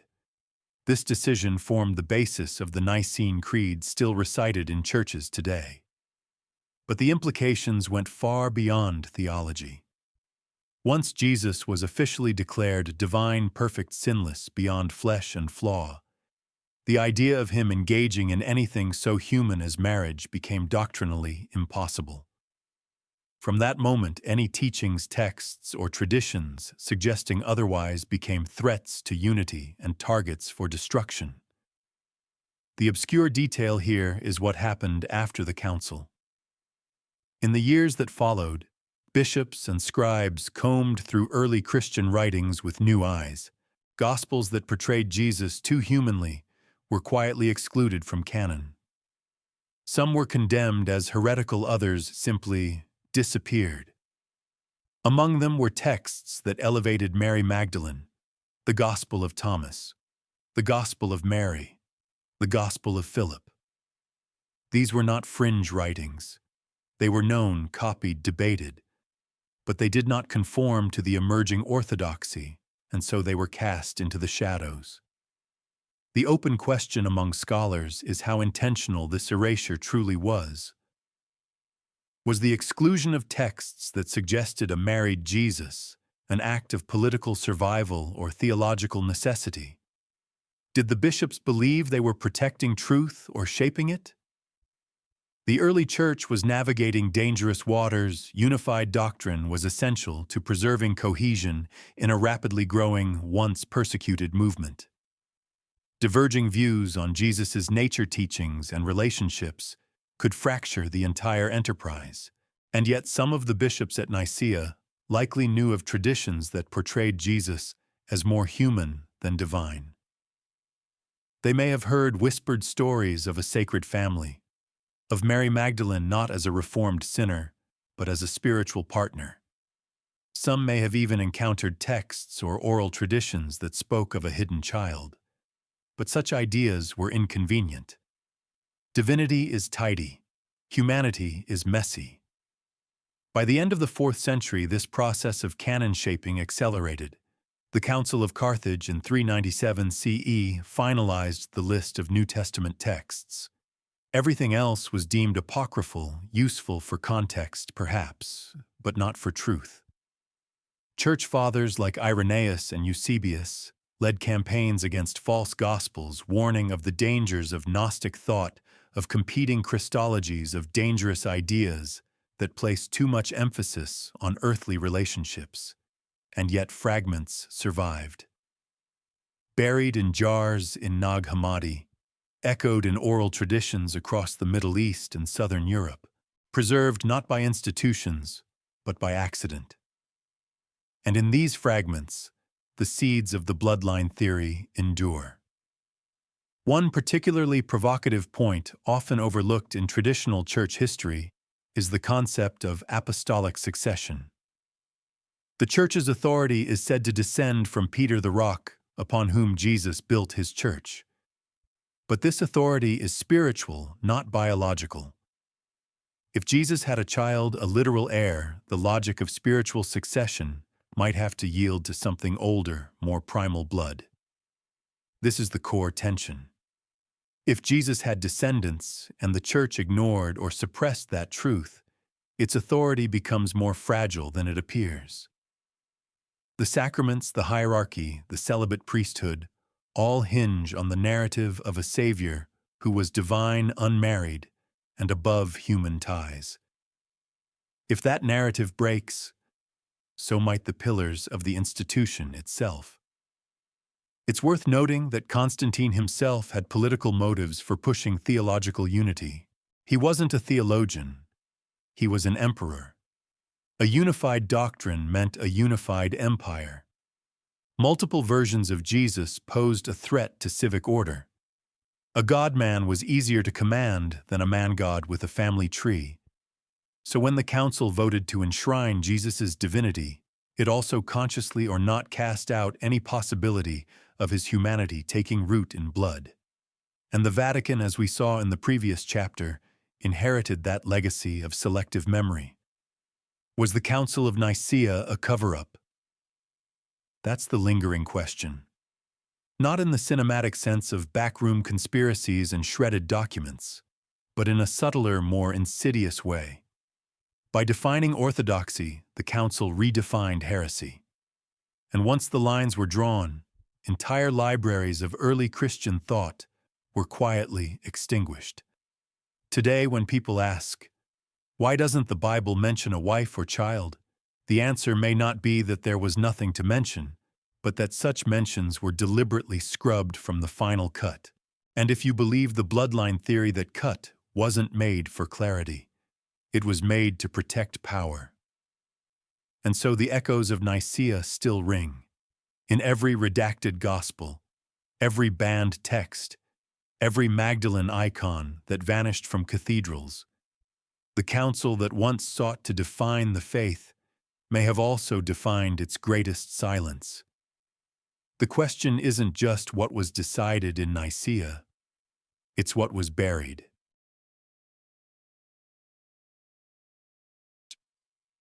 The wind howls through the ruins of Montségur, a crumbling citadel high in the Pyrenees, where stone walls still cling to the cliffs, like the last defiant breath of a people long extinguished. Below this height in the Languedoc region of southern France, the fields and rivers remember a time when heresy was not whispered in fear, but lived openly, boldly, and with a quiet kind of grace. These were the Cathars. And if the bloodline theory has ancestral stewards beyond the Merovingians and the Templars, then the Cathars, these radical Christians deemed heretical by Rome, may well be among them.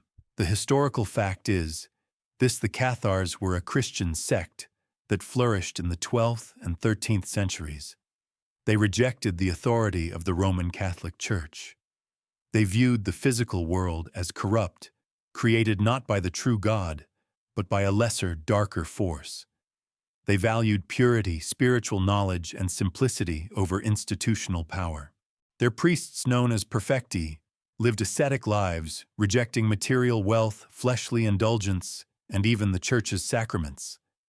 In many ways, they were the anti-church. Not atheists, not pagans, but believers of a radically different gospel. What makes them so important to the bloodline theory is not just their theology, but their geography, their symbolism, and their suppression. The Languedoc region, their heartland, was already steeped in legends about Mary Magdalene. Remember those southern French towns, where she was said to have arrived by boat, where Sarah Lacali was venerated. This is the same land, the same soil, the same valleys where noble houses, some allegedly descended from Merovingian lines, protected the Cathars from inquisitorial flames for as long as they could.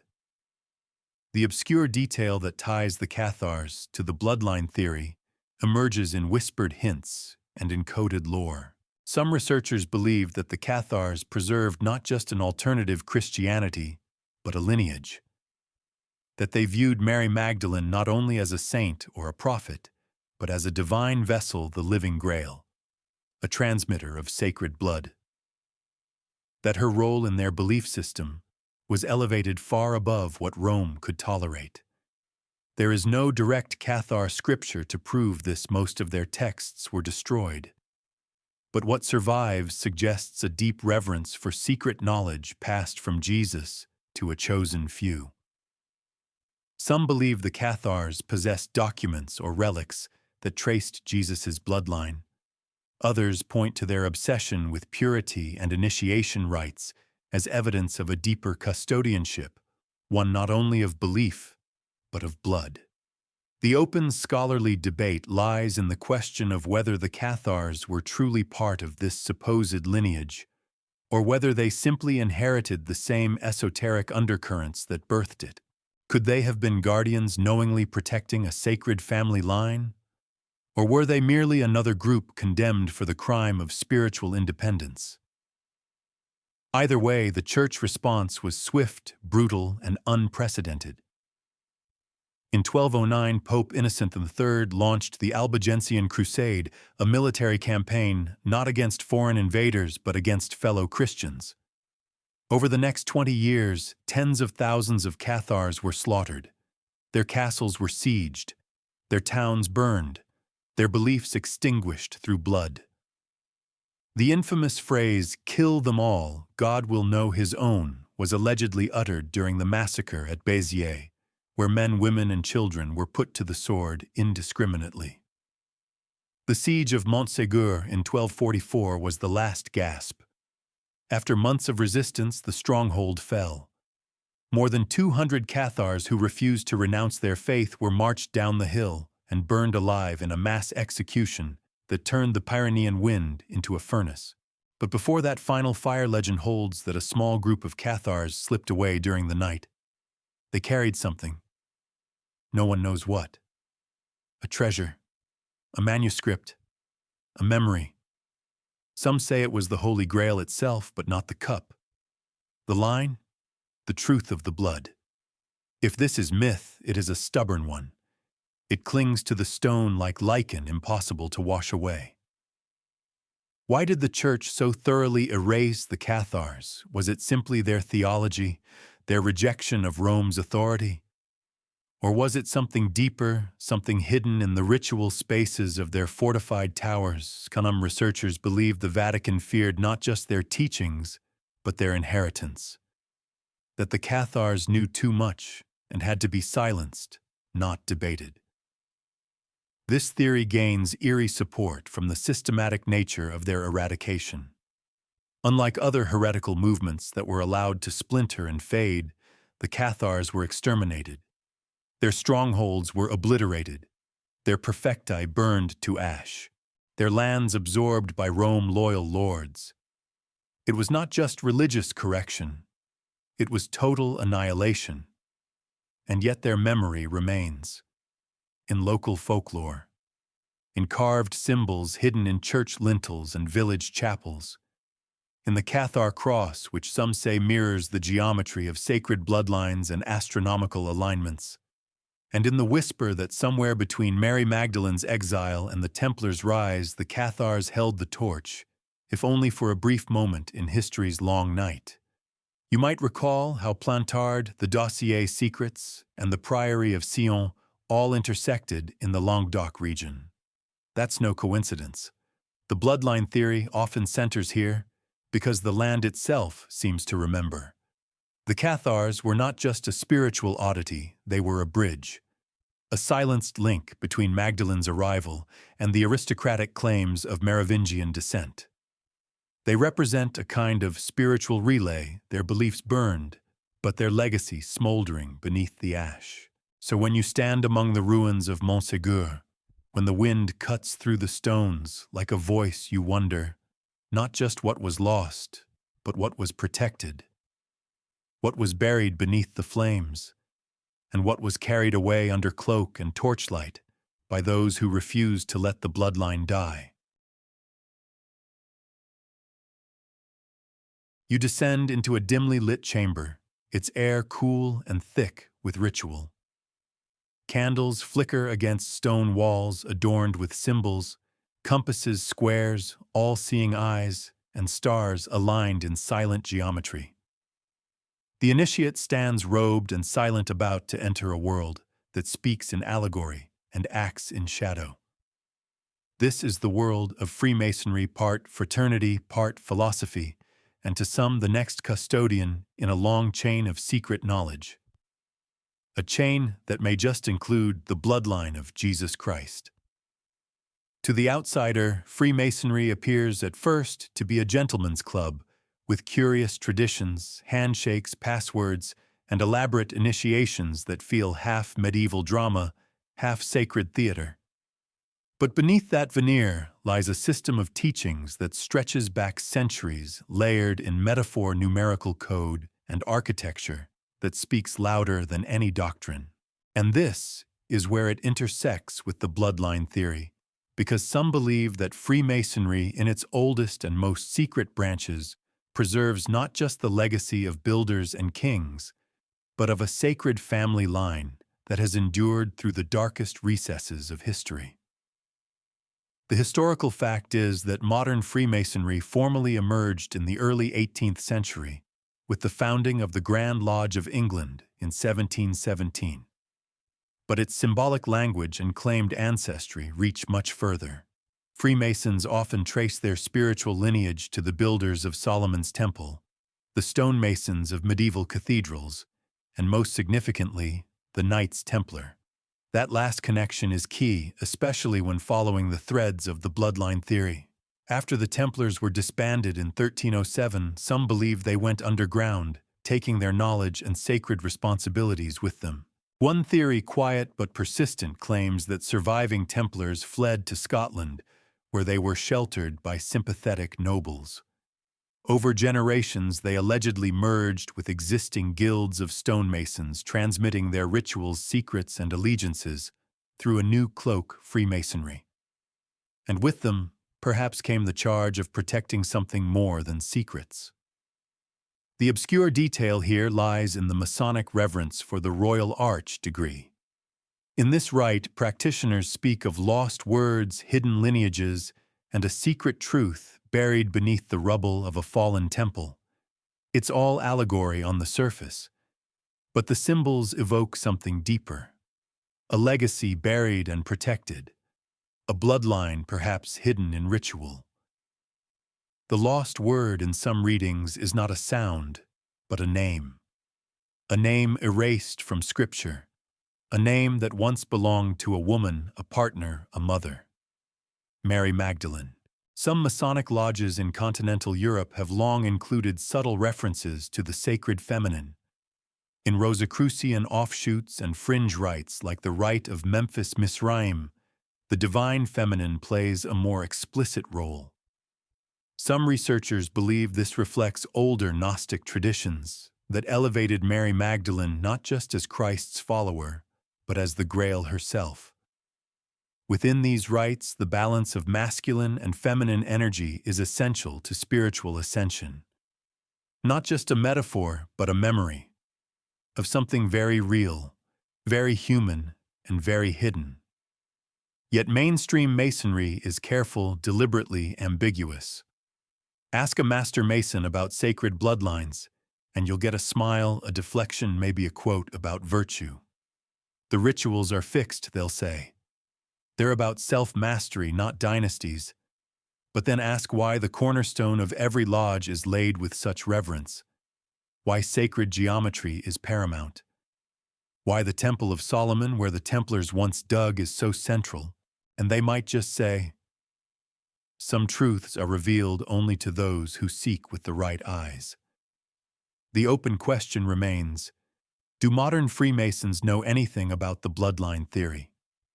Or are they like the Templars before them, simply stewards of a tradition they no longer fully understand?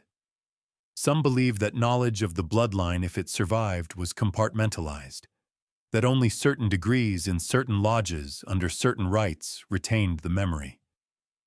A spiritual gene passed through ritual. The Priory of Sion, as we've seen, claimed that Freemasonry was a vessel through which the bloodline's protectors operated. Pierre Plantard even suggested that certain Masonic symbols encoded family trees, hiding in plain sight in stained glass and cathedral walls. Critics scoff, but others point to the strange alignment of Masonic lodges across Europe, often placed atop ancient sites, pre-Christian, pre-temple, pre-everything. Almost as if tracing a map backwards through time. And then, there's the layout of the lodge room itself, east to west columns, named Jachin and Boaz, the checkerboard floor. Each element corresponds not only to biblical structures, but to astrological and esoteric systems older than the Church. It's a reminder that Masonry is not just about architecture, it's about architecture of the soul, about legacy, about what is passed on. Some speculative historians argue that hidden within high-level Masonic rites are veiled references to a sacred lineage. Phrases like light from the east or the widow's son are interpreted not only as mythological markers, but as genealogical clues. The widow's son, Hiram Abiff, becomes a stand-in for the lost heir. Killed, silenced, yet his line continues. Could the widow in this allegory be Mary Magdalene? It's not proof, but it's a suggestion, a shadow that leans in your direction. To the skeptic, it's all metaphor, pageantry, elaborate ceremony for men who enjoy secrets more than truths. But to those who've traced the bloodline theory through cathedrals, castles, and caves, Freemasonry represents a bridge, a place where the sacred feminine was never entirely erased, where Magdalene may not be named but is remembered, quietly, symbolically, reverently.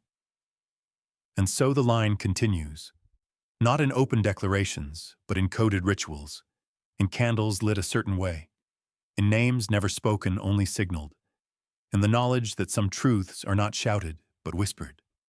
From Jerusalem to Scotland, from Templars to Masons, the guardianship may not be broken, only hidden, masked by centuries of symbology, waiting always for the right initiate.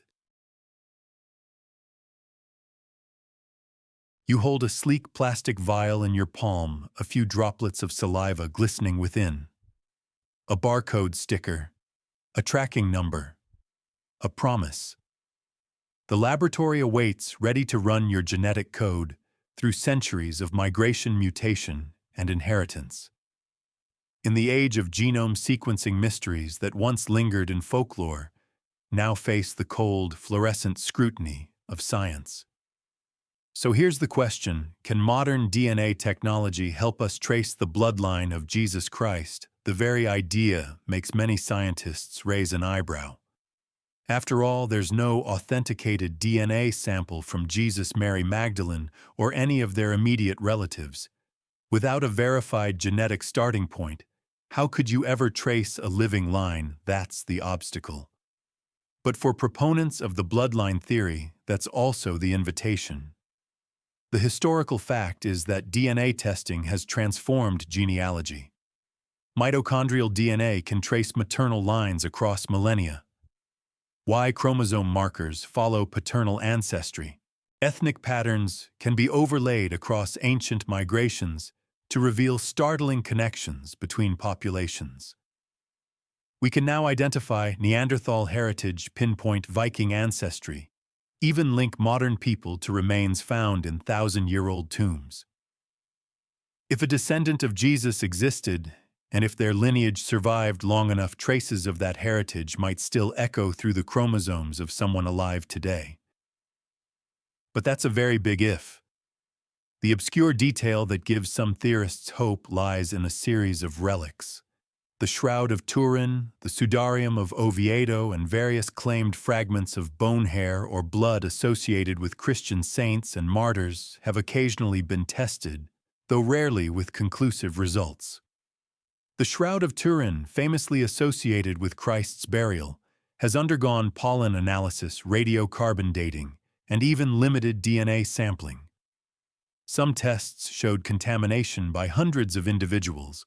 Others found unusual genetic profiles suggesting people from the Middle East, Europe, and even India touched or bled on the cloth over centuries of veneration. One tantalizing study from 2015 published data about mitochondrial DNA extracted from the shroud, suggesting diverse origins. But the conclusions were cautious. Nothing definitive.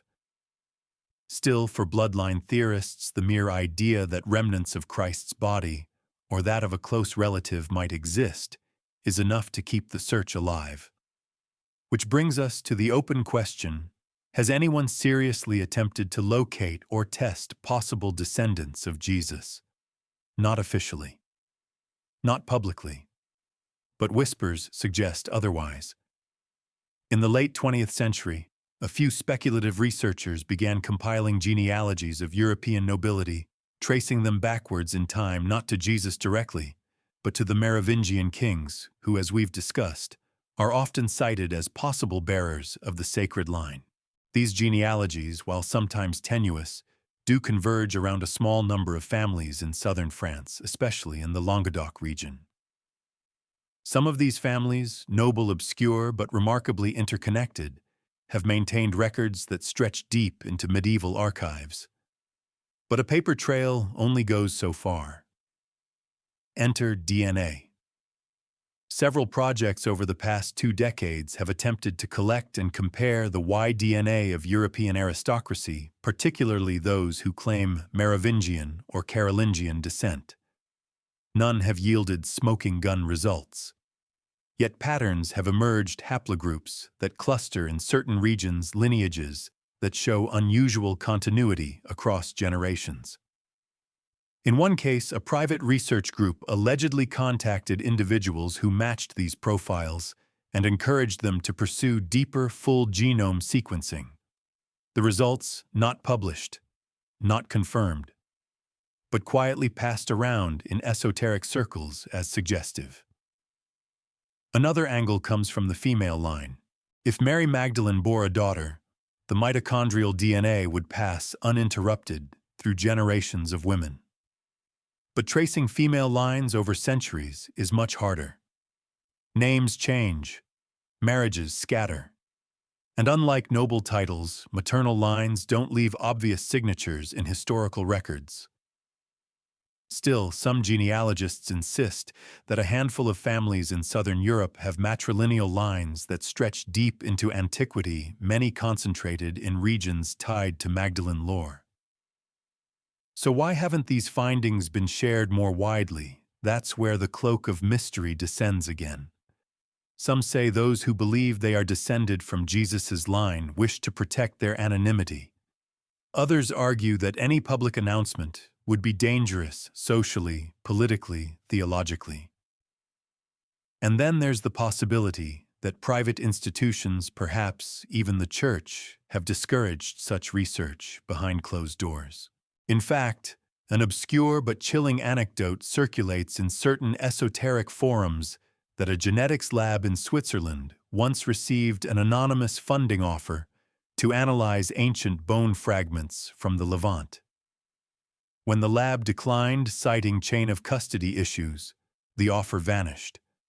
No names, no follow-up, just silence. Whether this is fiction, urban legend, or a veiled truth, it underscores the tension between scientific possibility and sacred taboo. But let's step back for a moment. Even if a bloodline could be proven genetically, genealogically, biologically, what then would it change belief? Would it alter doctrine? The idea of a living descendant of Jesus raises profound philosophical and spiritual questions. If divinity passed through flesh, does it continue in the blood? Would such a person be revered, feared, or simply ignored? Some scholars argue that even entertaining this idea distracts from the message of Christianity, that looking for Christ in chromosomes is to miss the point entirely. But others argue that to deny the possibility of his humanity, including fatherhood, is to deny the fullness of the incarnation. That perhaps the real scandal of Jesus was not that he was crucified, but that he lived a life complete enough to leave something behind. You might recall the Templars, protectors of sacred relics, the Cathars extinguished amid whispers of hidden knowledge, the Masons ritualizing mysteries in dimly lit lodges.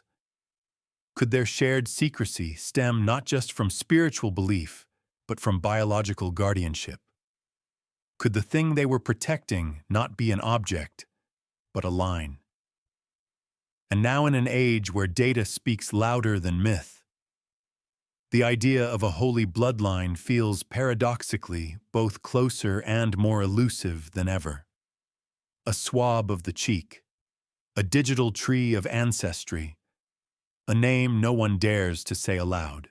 If Jesus had a child, and that child's descendants walk among us today, how would we even recognize them, or have we already and simply not believed?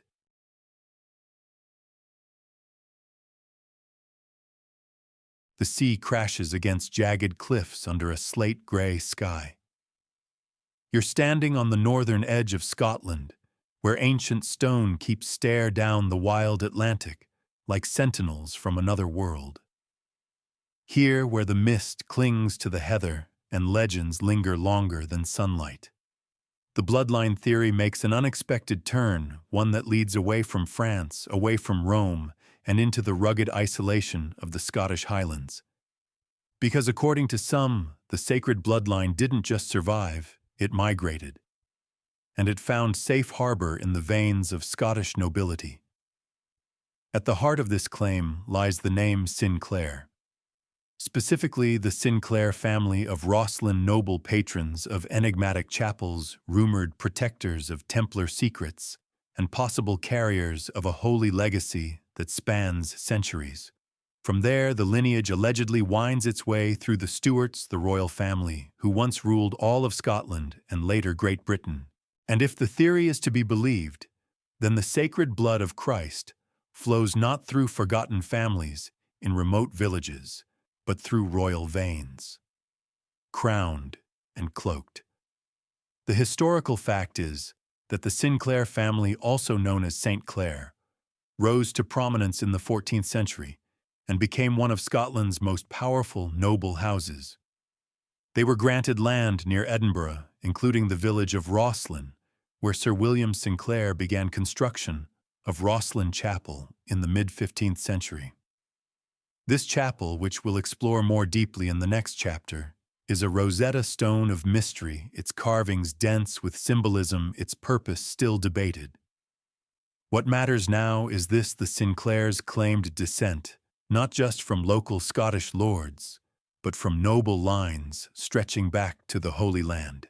And crucially, they were closely linked with the remnants of the Knights Templar, those legendary guardians you encountered earlier, whose sudden fall in France sent shockwaves through Europe. Here's where the obscure detail surfaces. In 1307, the same year the Templars were arrested in France, several of their ships reportedly vanished from La Rochelle. They were never found. Some say they sailed to Portugal. Others say they came north to Scotland, one of the few places at the time where papal authority had little reach. Scotland was in rebellion, excommunicated, politically isolated, the perfect refuge. According to legend, a number of Templars found sanctuary with the Sinclairs. They brought with them not just gold or artifacts, but knowledge, secrets. Perhaps even the sacred charge of protecting a bloodline that traced back to Mary Magdalene herself. The Stuarts enter the picture shortly thereafter. The family would go on to produce some of Britain's most iconic monarchs, from Mary Queen of Scots to James VI and I, who united the crowns of England and Scotland. But before their rise to full sovereignty, they were closely allied with the Sinclairs. Intermarriage between noble families was common, and some genealogists argue that the sacred line passed through these unions quietly, symbolically, but deliberately.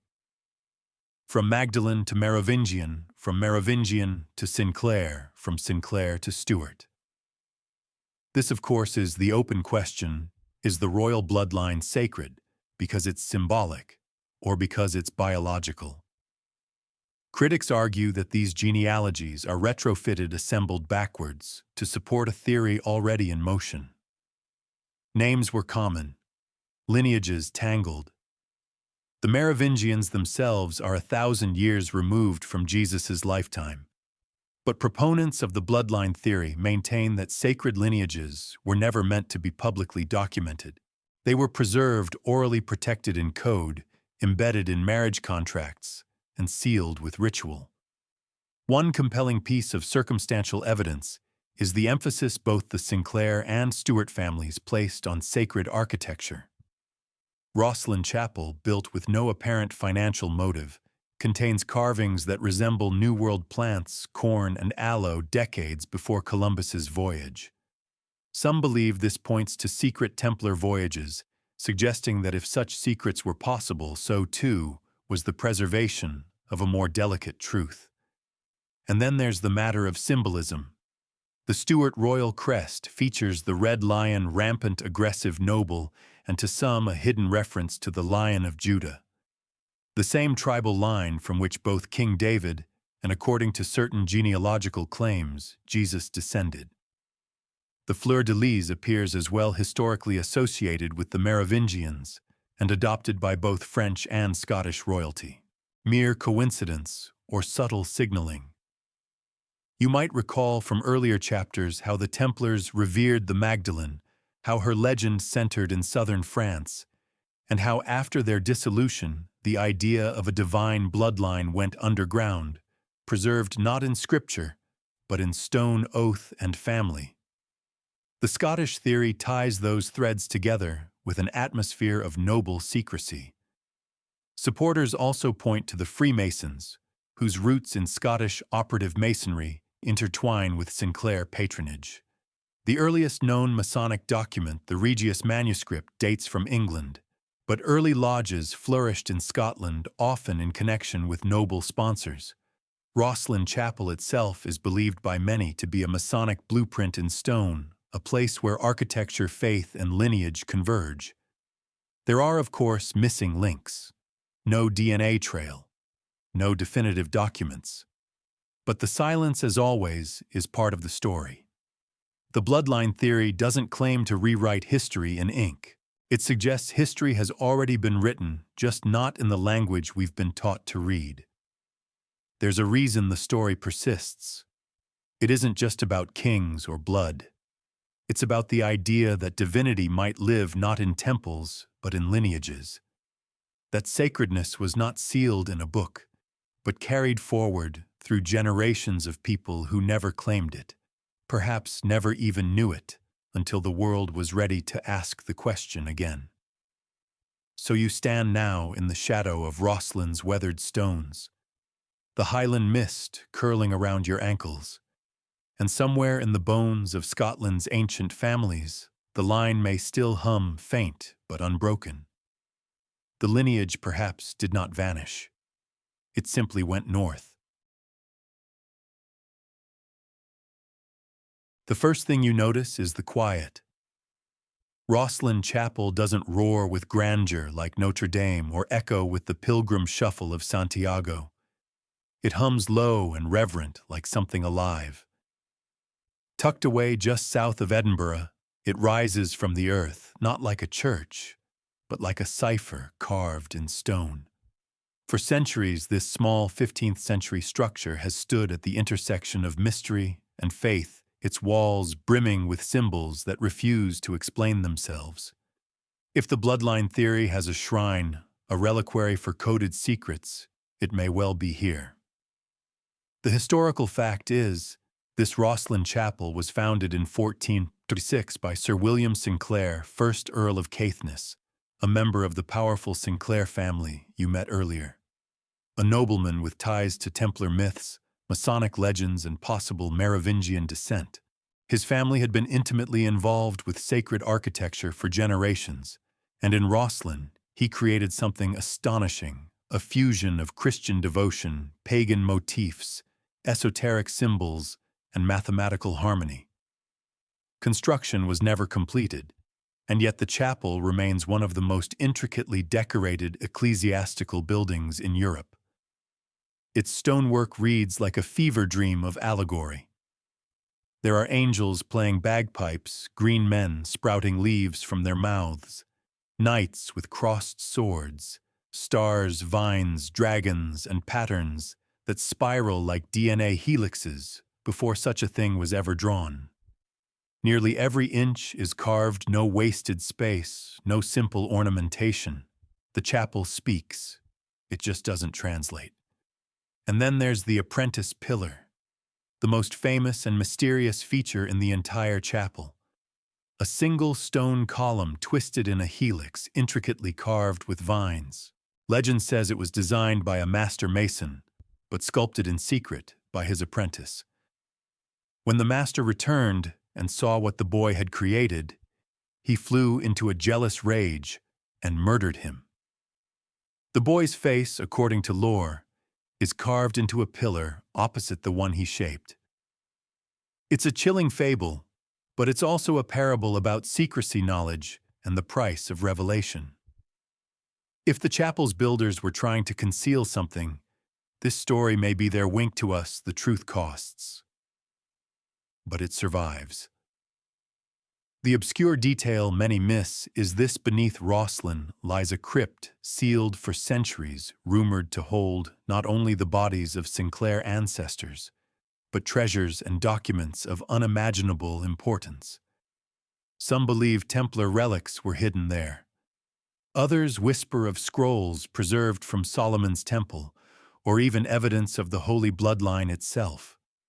Sir William reportedly allowed no one, no clergy, no monarch to disturb the lower levels. Today, access is still heavily restricted, and ground-penetrating radar studies conducted in the 20th century confirmed anomalies below the surface chambers, voids, perhaps even tombs.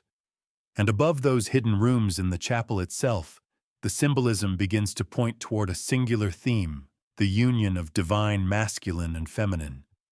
There are twin pillars echoing Jachin and Boaz of Solomon's temple, a series of stars that mirror constellations, patterns resembling tree-of-life structures found in Kabbalistic mysticism.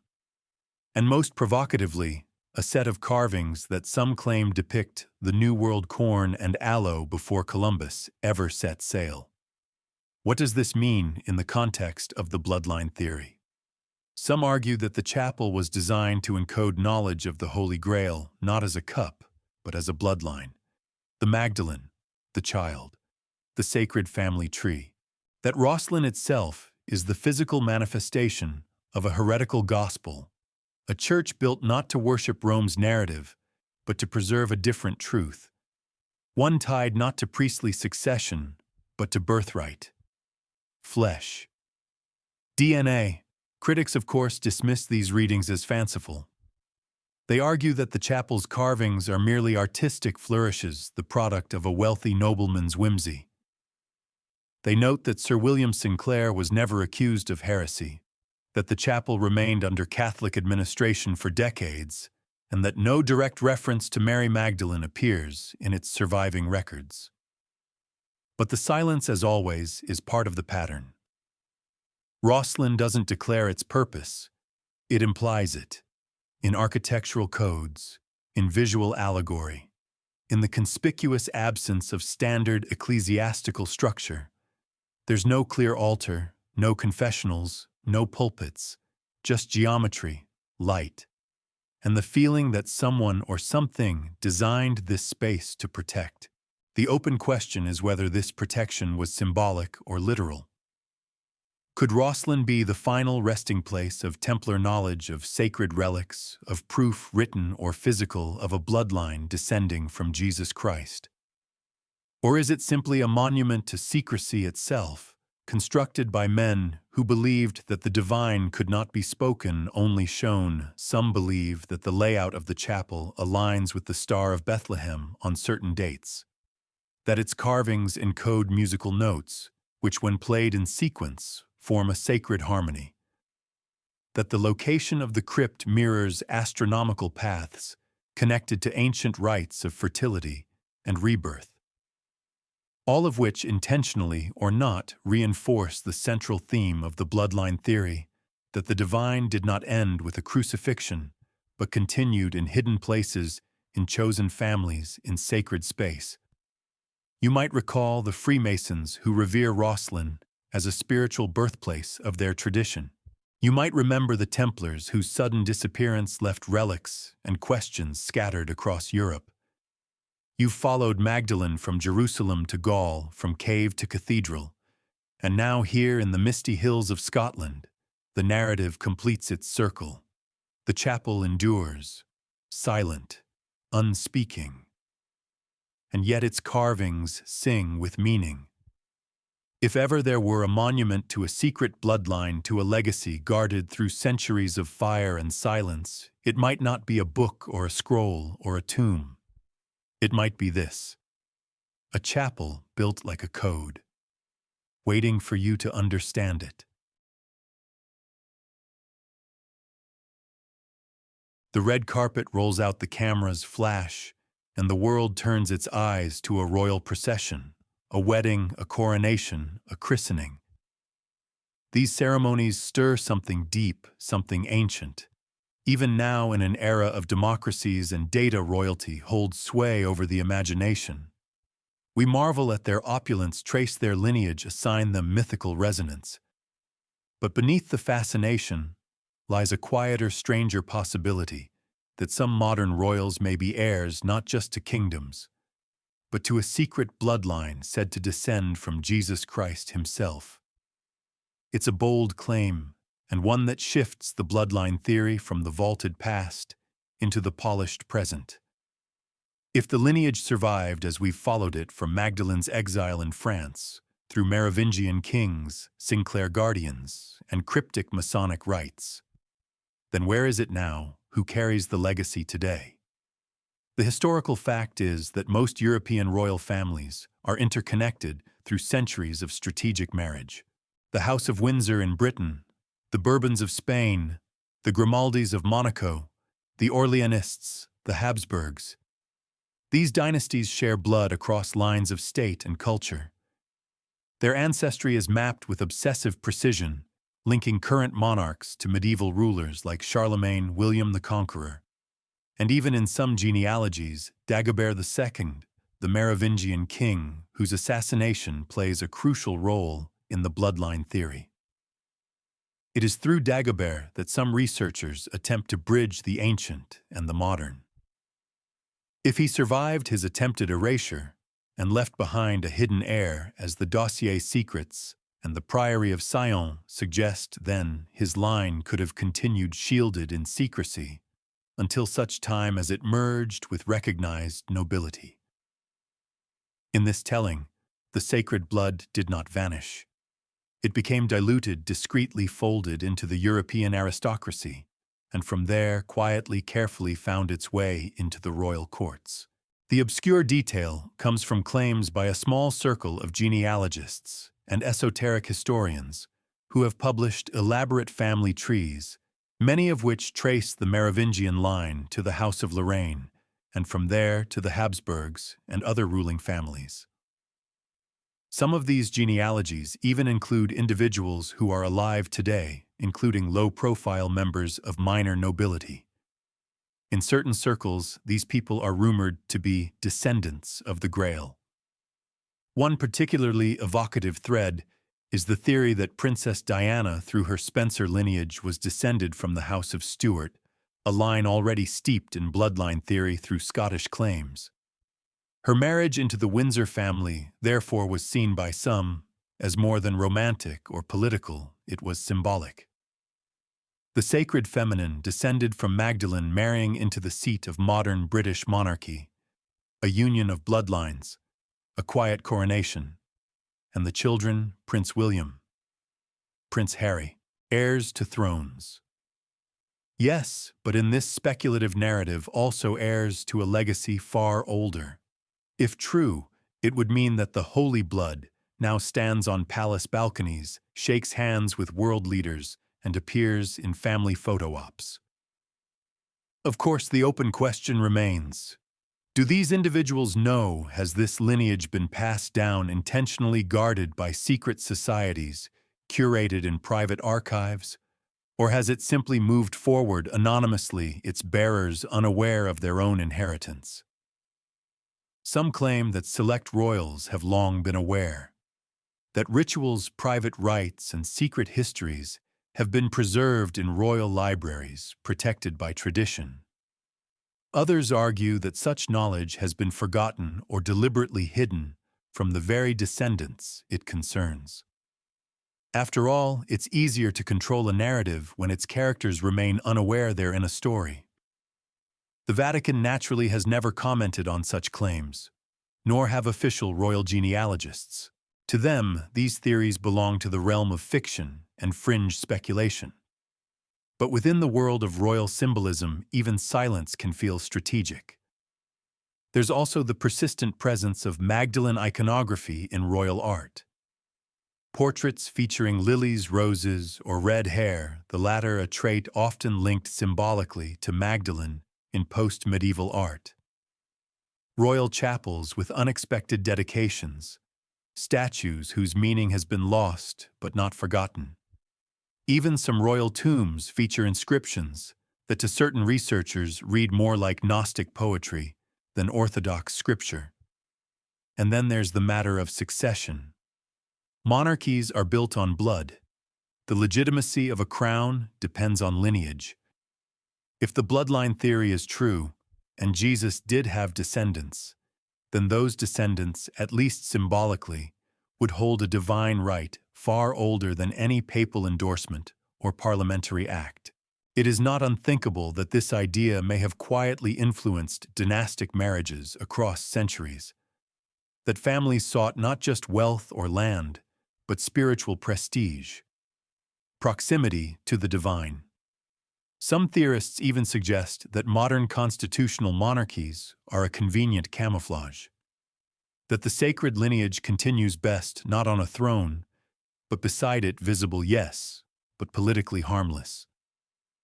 A relic in motion, revered but not feared. You might recall the Masonic belief in hidden kingship, or the Templar traditions of concealed heirs. Rosslyn Chapel, with its quiet stones, never names names, but in its carvings are symbols that point not to the past, but to continuity. A line, unbroken, protected. Of course, none of this is confirmed.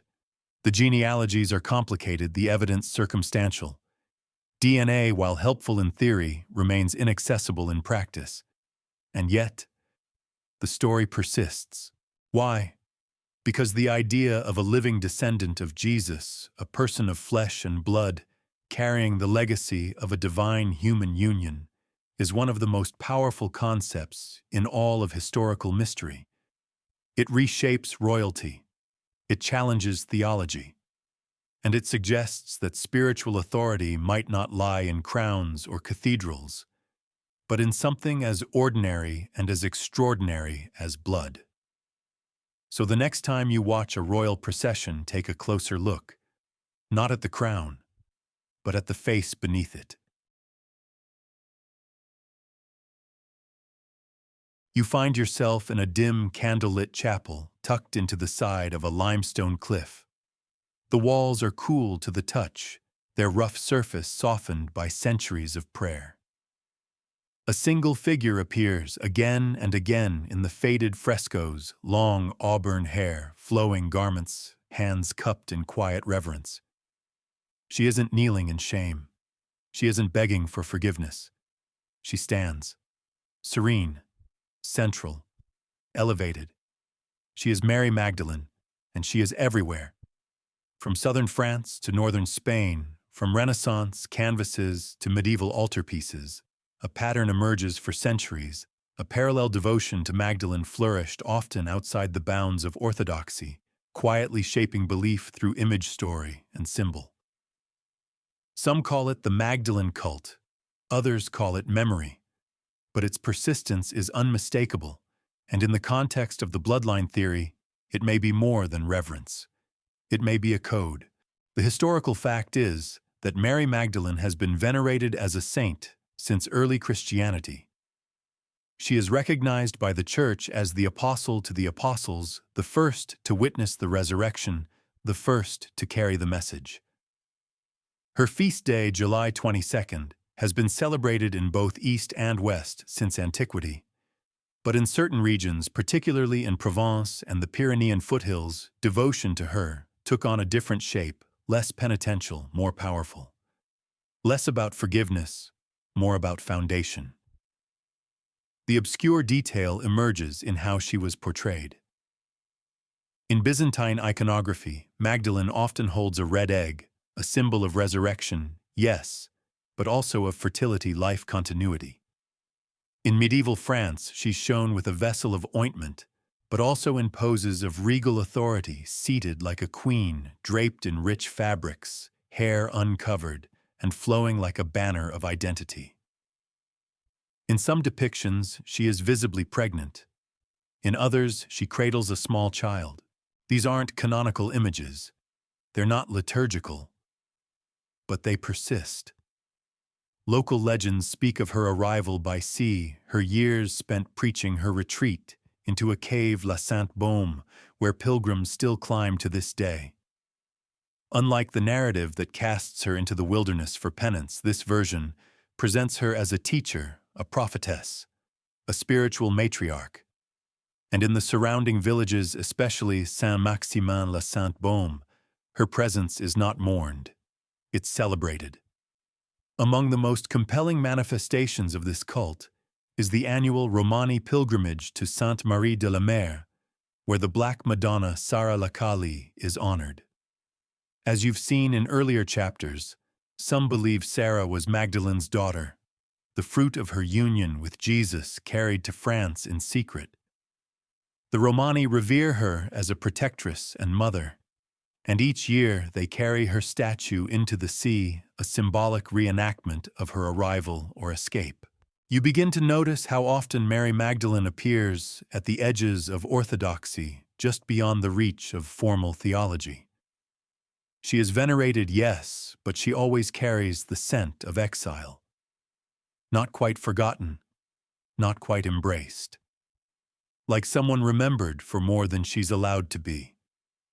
The open question among scholars is whether this persistent reverence represents an alternative tradition, a suppressed legacy that the official church could not erase, only redirect. Could this cultic devotion have been a vessel for preserving not just memory, but identity? Was the Magdalene worship of Provence a disguised acknowledgement of her role as mother of a bloodline? Even the etymology of her name offers tantalizing possibilities. Magdalene is often assumed to refer to her hometown Magdala on the Sea of Galilee. But in some early texts, it's treated as a title, Magdal Eder, meaning Tower of the Flock, a symbol of guidance, strength, foundation. In Hebrew, Migdal means tower, and throughout Scripture, the image of a tower is associated with watchfulness, protection, and sacred structure. A pillar of truth. You might recall the Gospel of Philip, where Mary is called Jesus's koinonos, his companion, potentially wife, or the apocryphal Gospel of Mary, in which she comforts the male disciples and imparts hidden teachings. These texts were discarded from canon, but not forgotten, and in the visual tradition they appear again in subtext, in haloed gazes, in the positioning of Magdalene beside Jesus, rather than behind him, in gestures of initiation, not subjugation. In Renaissance art, Mary Magdalene was often painted in the same visual language as the Virgin Mary. She is dressed in blue and red, framed by golden light, placed in devotional scenes, where her role is almost indistinguishable from that of a queen. In some works, she is even placed directly opposite the Virgin, two halves of a feminine divine. One the Virgin Mother, the other the Sacred Bride. One womb that bore divinity, the other that may have continued it. The Church rarely condemned these images, but it also never explained them. The cult of the Magdalene also found expression in architecture. Small chapels dedicated to her dot the French countryside. Many are built on ancient sites, places once sacred to goddesses or druidic rites. And within their walls, carvings blend Christian symbols with older feminine motifs, roses, serpents, stars, moons. The line between worship and remembrance blurs. Could these chapels be repositories of memory, quiet sanctuaries for those who believed a different version of the gospel, one where Magdalene was not just a witness, but a mother, a queen, a grail? Even in literature, the Magdalene slips into the collective imagination as an archetype of transformation and mystery. From Dante to Goethe, from troubadour poetry to contemporary fiction, she moves through text like a ghost with purpose. Never center stage, always essential. Some theorists argue that this enduring devotion, artistic, architectural, folkloric, is too coherent to be accidental, that it forms a kind of underground river of reverence carrying forward a forbidden truth without ever speaking it aloud, that the cult of the Magdalene is not merely religious enthusiasm, but encoded lineage protection. You may recall how the Templars, the Masons, the Cathars all seem to gravitate toward her image. Now consider that those same groups also reappear in the Bloodline theory's long arc. The connections are not explicit, but they're consistent, too consistent to ignore. And so we arrive at a sobering thought. Perhaps the Bloodline theory has always been visible not in texts, but in tradition, in art, in annual processions, in frescoes painted by hands that knew more than they dared say. Perhaps Mary Magdalene was not erased. Not really. She was disguised, hidden in plain sight. Step into a library, not a modern one humming with fluorescent lights and climate control, but an older place, a monastic scriptorium, a Renaissance scholar's study, a Masonic archive built into the walls of a castle. It smells of vellum beeswax, old wood, and silence. You flip through volumes, no longer printed ink, fading to sepia. They're hidden in the margins, encoded in allegory, masked by metaphor, are the traces not of myth, but of memory. Because the Bloodline theory, while rarely named aloud in mainstream history, leaves footprints. Not in headlines, but in the hush between them. It's never been a dominant narrative. It isn't taught in universities, printed in textbooks, or preached from pulpits. And yet it appears again and again on the periphery, in politics, in religious reforms, in suppressed philosophies, in literature that seems at first merely poetic, but whispers something subversive beneath its verse. The Bloodline, if real, does not show itself in declarations. It hides in influence. The historical fact is this: since the earliest days of church consolidation, there have been movements, sects, and figures that threatened orthodoxy not with armies, but with ideas. The Gnostics, as we've explored, were among the first. Their vision of secret knowledge, divine duality, and a feminine presence in salvation challenged the emerging patriarchal hierarchy. When the canon was closed and Rome declared doctrine final, these voices didn't disappear. They simply moved underground. Later in the Middle Ages, heretical sects across Europe like the Bogomils in Bulgaria, the Cathars in France, and the Brethren of the Free Spirit in Germany began to echo similar themes. Divine knowledge passed not through priests, but through personal revelation. Sacredness not just in heaven, but in the body, in some cases even in the family. These weren't Bloodline claims outright, but they carried the essence of it, the belief that holiness could be inherited, that the divine didn't end at the cross, but continued.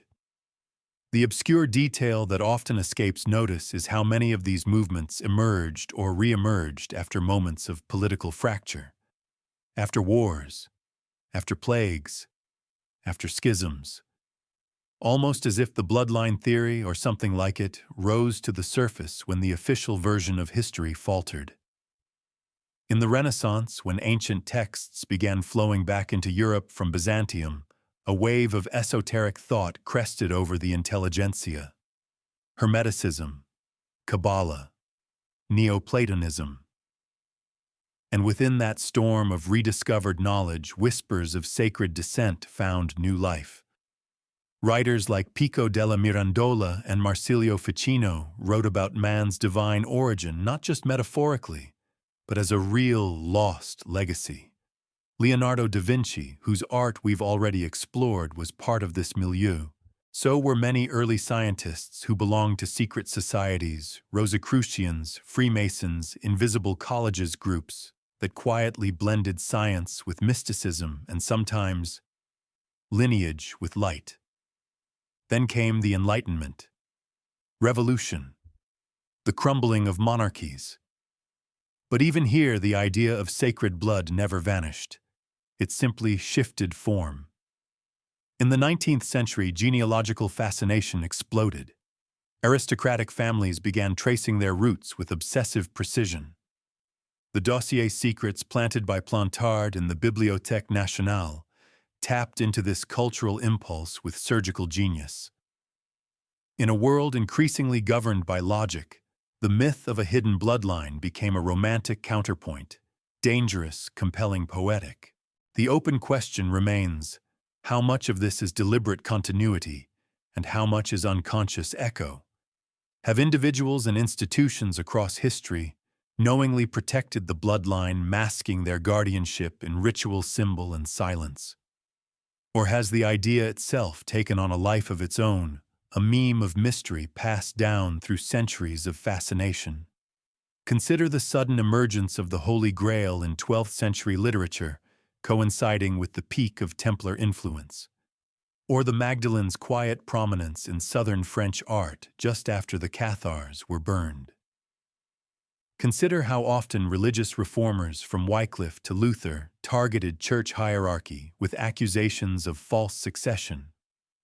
Again and again, the idea surfaces that true spiritual authority lies not in institutions, but in people, in blood, in birthright. And then there's the literary tradition. From Shakespeare's cryptic histories to Victor Hugo's shadowy royalism, from Umberto Eco to Dan Brown, the bloodline lives in fiction as if it's trying to confess something through story. Not openly, not naively, but with a wink, a nudge, a challenge. Even modern political movements have flirted with bloodline rhetoric. Some nationalists have tried to claim divine heritage, often twisting it into exclusionary ideologies. But the original thread, the sacred feminine, the hidden child, the marriage of Christ, and Magdalene remains subversive. It does not seek to conquer. It seeks to remember. And perhaps that's why it has endured. Because unlike dogma, it doesn't demand belief. It invites contemplation. It lingers at the edge of what we know, suggesting that history has layers still folded shut. You might recall the Rosslyn carvings, the hidden codes in Da Vinci's fresco, the Marian pilgrimages that continue in unbroken procession. These are not accidents. They are echoes. And if there's a bloodline, it may not move through history like a river, but like a whisper.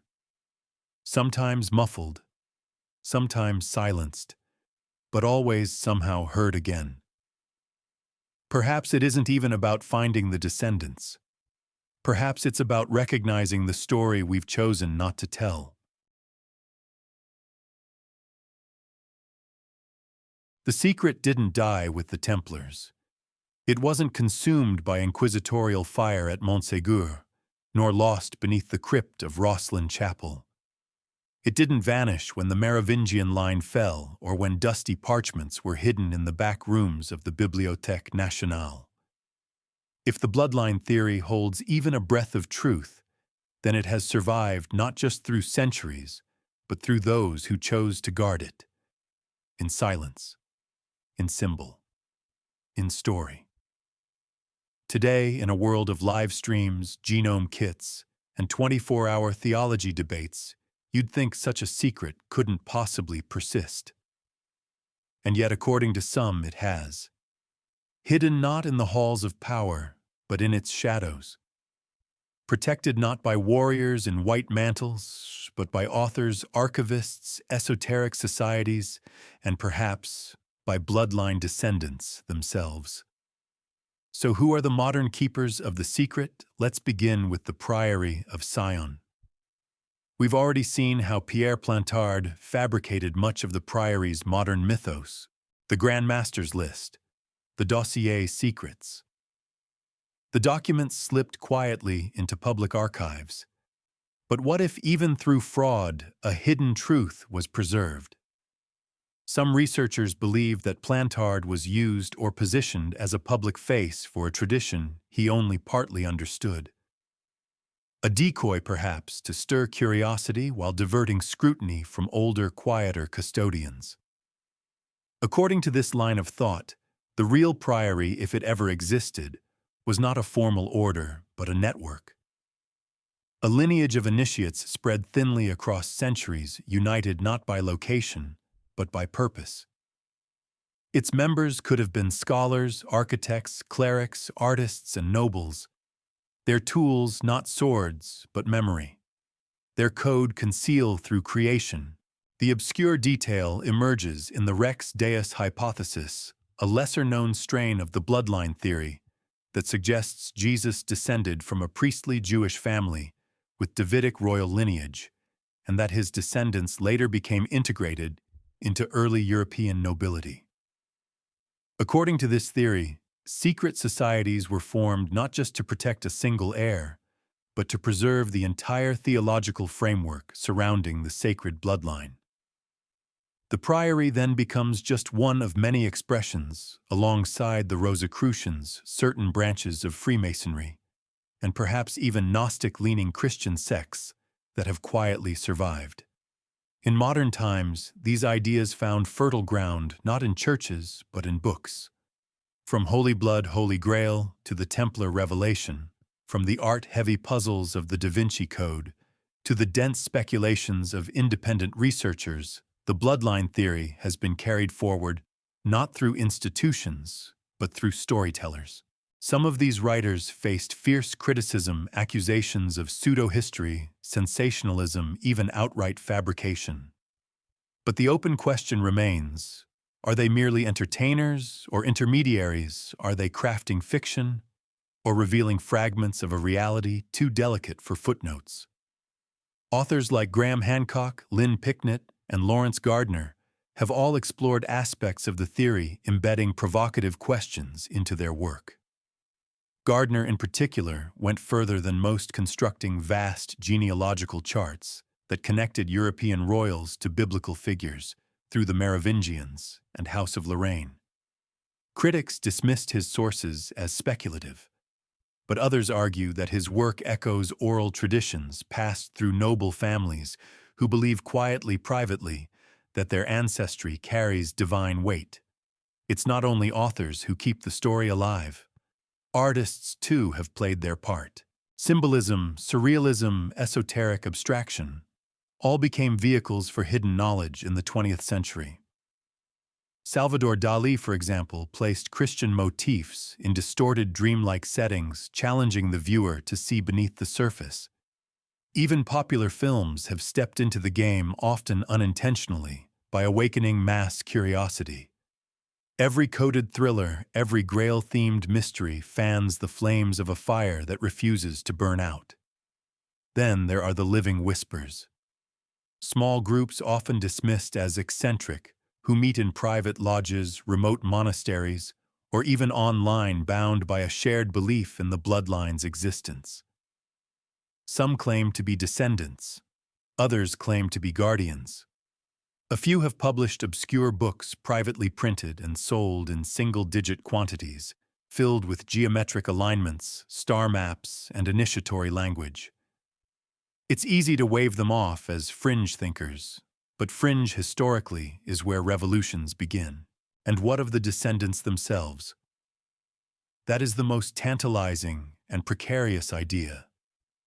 If the bloodline survives, there is no central registry, no DNA test labeled Christ code. If it has endured, it has done so in whispers, handshakes, family trees, etched in private, not public. Some speculate that prominent individuals, authors, diplomats, even certain royals have quietly known or suspected their lineage, but chosen silence. Others suggest the lineage has splintered so completely that dozens, even hundreds of people may carry fragments of it without ever knowing. The Holy Blood not as a dynasty, but as a diaspora. You may recall the figure of Sarah Lacaille, the Magdalene cults of Provence, the buried symbolism in Rosslyn Chapel, the coded geometry of Freemasonry, each one an expression of preservation, each one subtle. Not a proclamation, but a gesture. And that's the point. The bloodline theory, if true, survives not because it's shouted, but because it's protected by people who know the danger of disclosure and the power of implication.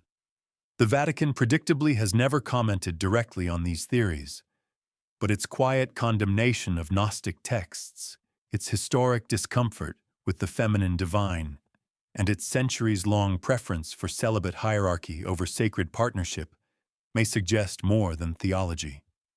It may suggest an institution built as much on control as on belief, and still the theory persists, not in seminaries, but in symbols, not in canon, but in code, not in power, but in people.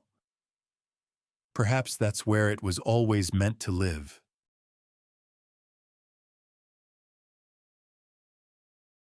The candle is burning low now. The pages are worn. The whispers have grown into voices, and the fragments of 1,000 years begin to stack uneven but undeniable. You've traveled from the deserts of Judea to the vineyards of Provence, through bloodied Templar banners, Renaissance canvases, and Highland chapels whispering stone secrets. Now the question hangs in the air, gentle, persistent, insistent. Is it real? Did Jesus Christ have a child? Did that bloodline survive? And if so, where does that leave us? Let's begin where we must, with what can be proven. The historical record is silent on Jesus' marital status. The canonical Gospels never mention a wife, but they never deny one either. And in the cultural context of first-century Judea, it would have been unusual, almost scandalous, for a man referred to as rabbi to remain unmarried. The silence, as we've seen, may not be innocence. It may be omission, a redaction rather than an absence. Then there's Mary Magdalene. She appears not just frequently, but significantly. She is the first to witness the resurrection. She is described in apocryphal texts as Jesus' companion. The Gnostic writings, even while fragmented consistently, place her in a central, intimate role. The Gospel of Philip, the Gospel of Mary, and the Pistis Sophia all suggest that Magdalene held special knowledge, that she received teachings withheld from others, that Peter, the rock of the church, resented her closeness. From this intimacy comes the core proposition that she was not just a follower, but a wife, and that the union bore fruit, a child, a daughter perhaps, a lineage. This is the sacred core of the bloodline theory. We've followed that thread across time. To southern France, where Magdalene is said to have fled child in tow. To the Merovingian kings whose power carried whispers of divine right. To the Priory of Sion, whether fraudulent or not, whose mythology resurrected the possibility of a hidden royal line. To the Templars who might have discovered or protected the legacy in Jerusalem. To Scottish castles, Masonic rituals, underground vaults, and art that speaks in riddles. Everywhere the pattern repeats. Silence where there should be clarity. Reverence wrapped in shame. Symbols buried beneath sanctioned scripture. And yet amid this web of implication, hard proof remains elusive. No document, no DNA sample, no deathbed confession has emerged to confirm the theory. The strongest evidence lies not in physical artifacts, but in the accumulation of consistent anomaly. So many separate threads tied across centuries, each pointing to the same unspoken idea. This then is where myth and memory merge. Is it all coincidence? Is it the human mind seeking narrative where none exists, or is the repetition itself the message? Let's reconsider the players. The Vatican's dogged orthodoxy, defensive gatekeeping, resistant to feminine divinity. The Magdalene cults that flourished in spite of papal suppression. The systematic obliteration of the Cathars. The destruction of Templar archives. the coded allegories in art from Leonardo to Rosslyn, the sudden wealth of Béranger Sauniere, the apocryphal texts hidden and later unearthed, the royal genealogies drawn with obsessive precision, the modern reluctance, both institutional and academic, to even ask the question. These aren't answers, but they are signs, fences, locks, warnings. So what happens if we break the lock? If Jesus had a child, and that child's descendants lived on, then it changes the nature of Christianity itself. No longer is it a story of singular sacrifice, but of spiritual continuity. No longer a doctrine of celibate male leadership, but one that embraces the sacred feminine. No longer a kingdom of heaven above, but a kingdom born into the world, walking through time as flesh and bone. To some, this idea is terrifying. It dismantles the hierarchy. It democratizes the divine. It implies that the sacred isn't just something to worship, but something that might live within us quite literally. Not metaphor, not sacrament, but inheritance. This idea challenges institutions built on divine monopoly. It decentralizes grace. It suggests that what we call God may have once been a man, and that man may have loved, and in that love created a future the church could not control. And yet perhaps that's why the theory endures. Not just because it might be true, but because it feels true. It resonates in the places where myth overlaps with intuition. It whispers in art. It breathes through folklore. It hums in the bones of old stone churches with no crosses, just stars. It curls in the corner of our collective memory like a candle just lit or just extinguished. Perhaps it doesn't matter whether the theory is proven. Perhaps what matters is that we've asked the question, that we've traced the whisper through time, that we've seen her not as sinner but as mother, not as mistake but as foundation, that we've remembered something we were taught to forget. So here we are. No dogma, no final answer, just a story threaded through centuries hidden in plain sight. A secret kept not in vaults, but in veins. The night is still now. The storm of history has settled into soft echoes. You've followed the winding path through scripture and secrecy myth and memory dust and doctrine. The bloodline theory, whether divine revelation or human invention, has unfolded like a forgotten scroll before your eyes. And as the last page turns, one truth emerges soft as breath, undeniable in its presence. This story survives because we need it. Whether or not Jesus fathered a child, whether or not Mary Magdalene carried that child to France, whether any descendants remain hidden among today's royals, or walk unnoticed through city streets, the story endures, not simply because of mystery, but because of meaning. At its heart, the bloodline theory speaks to something older than any church and deeper than any creed, the longing to reconcile divinity with humanity. To believe that the sacred is not a distant throne in the sky, but a lineage that touches the ground, grows in silence, and flows through real people. People who bleed love and carry pain like the rest of us. It suggests a Jesus not of stained glass and incense, but of warm skin and whispered words. A Jesus who laughed with a partner, who held a child, who planted the divine not in stone temples, but in family. This belief is dangerous, to hierarchies, to tradition, to power. But it is also healing, because it reclaims the sacred from altars and places it in the body, in relationship, in the possibility that God did not come to command us, but to become us. And maybe that's the greatest secret of all. Not that a bloodline exists, but that we are meant to imagine it. To wonder what it would mean if holiness was hereditary, not symbolic. If the divine walked beside us, not above. If salvation wasn't locked in doctrine but seeded in generations? In that possibility lies a new kind of faith, not one of blind obedience, but of radical intimacy. So the question remains whispered from cathedral walls, traced in starlight on the stones of Rosslyn, and etched into the petals left at Magdalene's feet. What if it's true? And even if it's not, what if we lived as though it were? What if we treated each other as bearers of sacred lineage? Wouldn't that in itself change everything? So sleep now, traveler. The candles burn low, the mystery lingers, and somewhere in the quiet, the blood still flows.